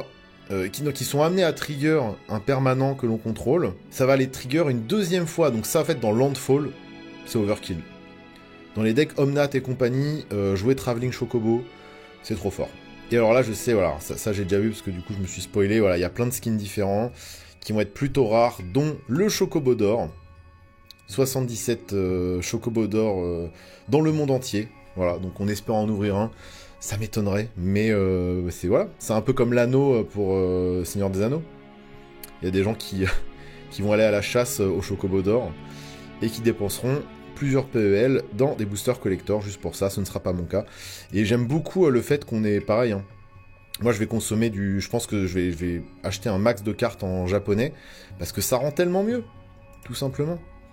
Alors, je sais pas lequel sera le plus rare, mais vous savez qu'on a différents types de chocobos pour circuler dans tel ou tel biome, généralement.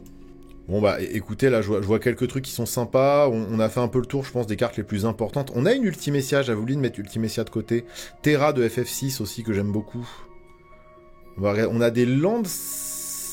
On a des landes aventures. Donc, on a des nouveaux MDFC, visiblement. Donc ça va être joué. Je vais regarder quand même. Les visuels sont... Ouais... Zanarkand, pas foufou. Là, je vois les visuels de land, ils sont pas foufou. C'est bien rare que je me laisse pas bait par des basiques full art, que je trouve tout le temps magnifiques, mais là, j'avoue que, tiens, si, lui, il est sympa. Non, je m'attendais à avoir, je sais pas, du Cosmos Canyon, du Midgard, enfin, je sais pas, des éléments... Alors si, ça, c'est la route de FF15, mais je l'ai pas fait. Bah, ça, c'est les...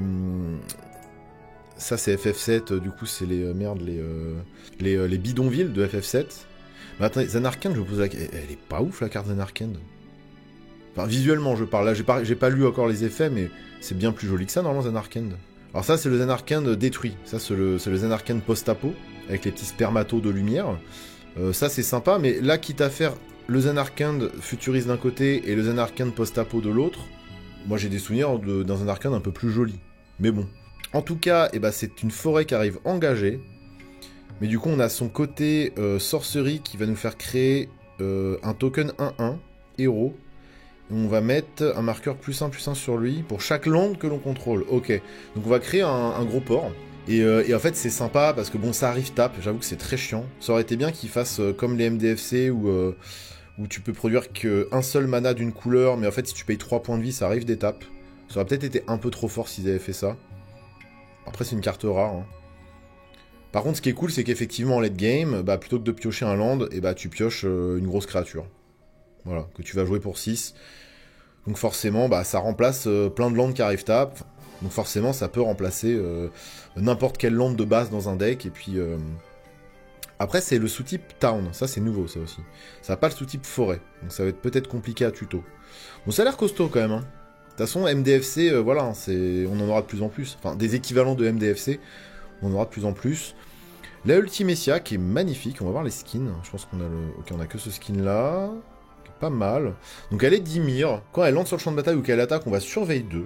C'est pas mal. Donc, à la fin de notre tour, on peut payer 8, exiler 8 cartes de notre cimetière. Et si on fait ainsi, on la transforme. C'est-à-dire que le payoff, il est costaud. 7-7 menaces. Quand on la transforme, on prend un tour supplémentaire. Oh, putain, le bac est magnifique. Hein. Putain, la Ultimessia transformée, là. Mais comme tous les boss finaux de Final Fantasy, à chaque fois, leur transformation est trop belle. Comme dans le jeu. C'est un peu une des récompenses qu'on a à la fin d'un Final Fantasy, c'est que la dernière phase du dernier boss, le Chara design est toujours hyper impressionnant. Ils ont réussi à transmettre ça à travers la carte aussi, donc c'est cool. Ouais, donc ça va être une 7-7 menace qui prend un tour supplémentaire quand même. Donc si on arrive jusque là, bah c'est le minimum. Voilà. Mais c'est vrai que sinon, bah pour 5, c'est une 4-5 qui fait surveille 2. Et quand elle attaque. Donc une 4-5 qui fait surveille 2. C'est dommage qu'elle ait pas le vol ou un truc comme ça, parce que sans capacité d'évasion, c'est un peu chiant d'attaquer avec. Surtout qu'elle coûte cher, donc en face, ça veut dire qu'on aura quand même... les gens auront de quoi bloquer et tout, donc est-ce qu'on a envie d'attaquer avec, je sais pas. Et ensuite payer 8, vider notre cimetière.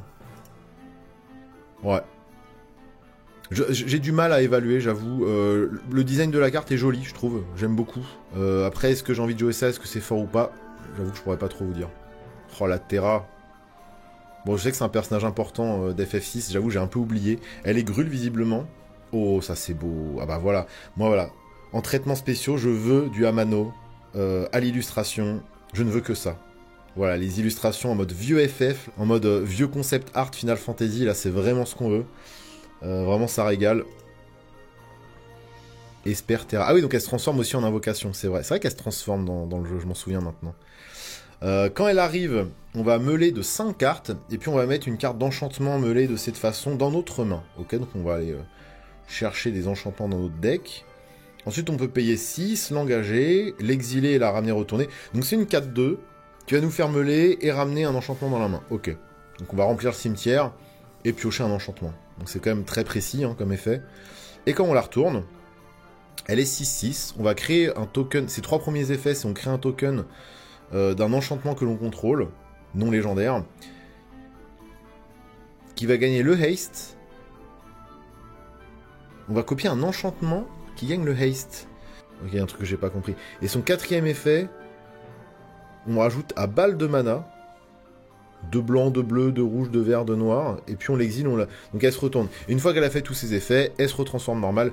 C'est le principe des émissaires. En fait, ça va être le principe des personnages de Magic qui peuvent se transformer en invocation eux-mêmes. On a ce truc de flip card, donc ça on l'a compris. Bon, on a quoi d'autre? Donc on a les phares. Oh putain, regardez-moi cette frame, c'est pas possible. Ce beige tout terne là, avec cette texture en plus c'est mal défini, on dirait qu'ils ont étendu un JPEG dans le fond, enfin bref. La frame gâche vraiment la DA globale des Universes Beyond, je trouve, hein, franchement. Alors d'un côté on a une île qui arrive tape, et de l'autre, un joueur va meuler la moitié de sa bibliothèque. Ok, bon, c'est pas des cartes que je joue. Encore du FF14, Ishgard, The Holy Sea, donc c'est le land qui fait du blanc. C'est le land qui fait du blanc, et son côté sorcerie, on va ramener 2 artefacts ou enchantements du cimetière dans notre main pour 5. Voilà, de toute façon c'est bien, parce que de toute façon c'est un land quoi qu'il, donc c'est du bonus en plus. Hein. Starting Town, la ville de départ, c'est rigolo ça. De FF1, là où tout commence du coup. Je l'ai pas fait FF1. J'ai joué sur émulateur il y a très longtemps, quelques heures, mais c'est tout. Ça arrive engagé, sauf si c'est notre premier, second ou troisième tour du jeu. C'est marrant ça. Ils ont encore trouvé une nouvelle façon de faire arriver des landes d'étape. Sinon ça fait de l'incolore, et sinon on peut payer 1 point de vie et faire du mana de la couleur de notre choix. Ok, donc c'est une espèce de fast land qu'il faut jouer en début de game. C'est rigolo. Et puis bah plus tard, c'est pas grave, ça arrive tape, mais ça fait du mana de la couleur qu'on veut à condition qu'on paye 1 point de vie. C'est intéressant. C'est intéressant, l'illu c'est sympa.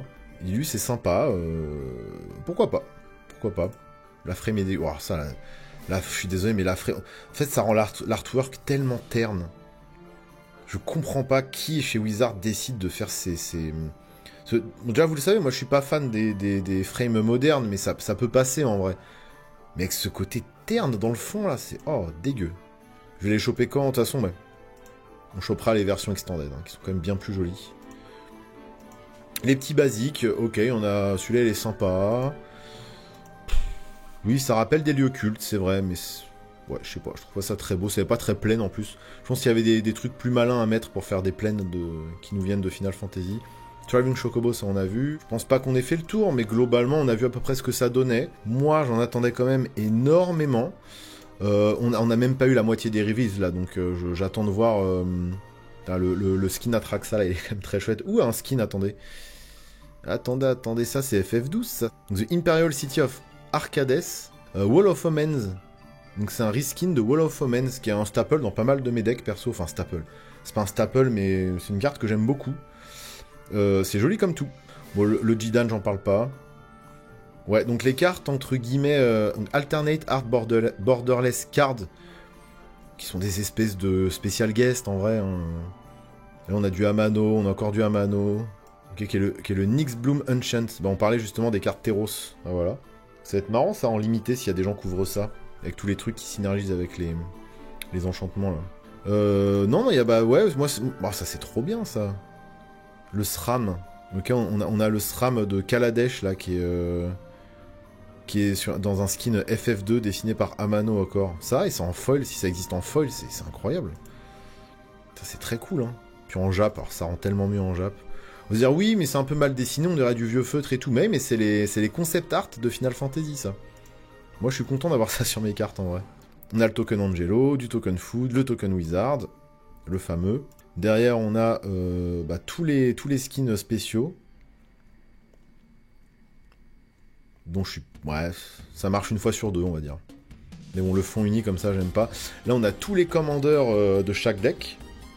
La Terra, elle est magnifique. Hein. Donc c'est là celle qui se transforme pas. Ok, on a plein de persos que je connais pas forcément parce que... En fait, tout ce qui est entre FF11 et FF15, bah j'ai pas joué. Enfin, j'ai testé, mais ça m'a pas plu. Puis les online, bah en fait, j'ai pas fait. Et tous les vieux, je les ai fait sur émulateur gamin, mais je me rappelle plus.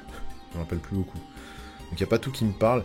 Ok, on a un reskin de Secret Rendez-vous avec chaque personnage. Vous savez que dans FF7, selon l'arbre de choix qu'on va prendre, et ben on va se retrouver en date avec un autre personnage. Donc ça peut être Barrett, comme ça peut être Yuffie ou Tifa ou Iris. Voilà. Selon votre personnage préféré évidemment.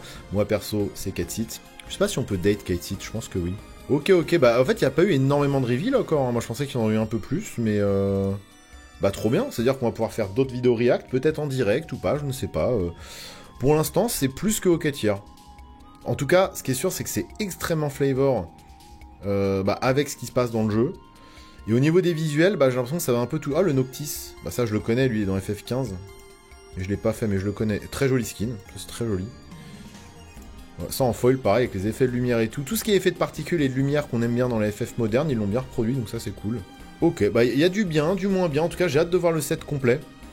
Je suis un peu déçu des visuels des landes. Enfin, mais en fait, le problème, c'est la frame surtout. Et ouais, les basiques, je m'attendais à mieux, surtout qu'avec les décors de FF, il y avait moyen de faire des trucs un peu plus spectaculaires, je pense. Ah, on a quand même des skins pour tous les landes. En tout cas, pour les nouveaux MDFC, si on peut appeler ça comme ça. Ouais. Bah, vous voyez, d'habitude, je suis hyper saucé par les visuels de terrain. Et là, je les trouve parfaitement osef. Et c'est con, parce que c'est Final Fantasy quand même. Le Sephiroth, là, il déboîte. Le Clive, il déboîte. Le petit Mog, on l'avait déjà vu, il déboîte. Lightning, hein, héroïne de FF13, de la saga FF13. Oh là, on a du skin alternatif qui déboîte, là. Rim Reborn. Le Sin, on l'avait déjà vu. Ah ouais, il y a plein de skins alternatifs. Les summon et tout, là, ils défoncent. Le Léviathan en summon, bam. Esper Origin, carte flippable. Le Fenrir en summon, évidemment. Oh ouais, mais il y a des skins qui défoncent. En fait, il y a la moitié des skins qui sont OSEF et d'autres qui sont vraiment, vraiment stylés. Hein. Bon, il y aura à manger pour tout le monde. Hein. Je vais pas tout lire. Ça, c'est cool. Ça, c'est beau, ça. Tous les autres permanents que l'on contrôle ont engagé à ajouter un mana. Ouais, alors le truc des alcools de je sais plus quoi, là, comment elle s'appelle cette carte sur New Capenna qui rendait tous nos trésors comme des dorks, qui transformait tous nos trésors en dorks là. Bah là c'est un peu la même chose parce que ça le fait sur tous les permanents. Donc ils ont un peu upgrade cette fameuse carte, la réserve d'alcool de je sais plus quoi là, bref, est-ce qu'on va la retrouver? Ouais voilà, le stock des trafiquants d'alcool, voilà, qui faisait ça sur les trésors qui coûtaient le même prix. Bon ça n'a pas percé. Donc là ils ont upgrade là, alors que les gens avaient fait des calls là-dessus. Là c'est quasiment la même chose pour le même prix, sauf que c'est sur tous les permanents, donc on verra si là ça suffit à en faire une bonne carte. On verra. Le Summon Léviathan, ça je dirais dans mon coin. Oh, ça c'est méchant ça. FF14. Mais il y a des persos d'FF14 qui ont l'air stylés quand même. Hein. Faudrait que j'essaye un jour FF14 quand même, même si c'est du online. Il y a plein de cartes flippables, le Garland on l'avait déjà vu, très cool. Non, bah globalement satisfait hein. Globalement satisfait, c'est cool. J'érupte pas de joie. C'est dommage. J'aurais aimé qu'il fasse un petit plaisir aux fans de old school, avec pourquoi pas quelques cartes en old frame ou dans une frame spéciale. Là, il n'y a pas de carte, vous regardez, il n'y a pas de carte showcase avec une frame vraiment particulière, comme dans les autres sets récents. Mais écoutez, mesdames et messieurs, bravo d'être arrivés jusque-là, c'était beaucoup de blabla, mais j'avais besoin de m'exprimer autour de... Ah, mais on l'a vu ce Sephiroth. Ah, on a le Honda aussi en summon. Ah, mais il y a trop de trucs. Ah, Xantetsuken, évidemment. Cette créature gagne s'il met des damages à un adversaire. Cet adversaire perd la partie jusqu'à la fin du tour. Bah, c'est ça. Hein. C'est ce que Odin fait. 5-3 pour 6. Bon, après, voilà, il a pas de capa d'évasion, heureusement, sinon ce serait broken. Bon, bref, je vous fais des gros bisous, merci de m'avoir écouté jusque-là. N'oubliez pas que maintenant, vous pouvez devenir membre de la chaîne et je vous posterai du contenu en exclusivité régulièrement. Merci à celles et ceux qui le feront. Évidemment, mettez un commentaire, ça m'intéresse énormément d'avoir vos retours sur le set, qu'on puisse parler tous ensemble de ce set Final Fantasy. Franchement, j'ai hâte que toutes les cartes soient reveal, parce que voilà, ça réunit quand même deux de mes passions, donc je serais ravi d'en parler avec vous en commentaire. Évidemment, likez, partagez, etc. etc. Je vous fais des gros bisous, on se revoit bientôt. Peace.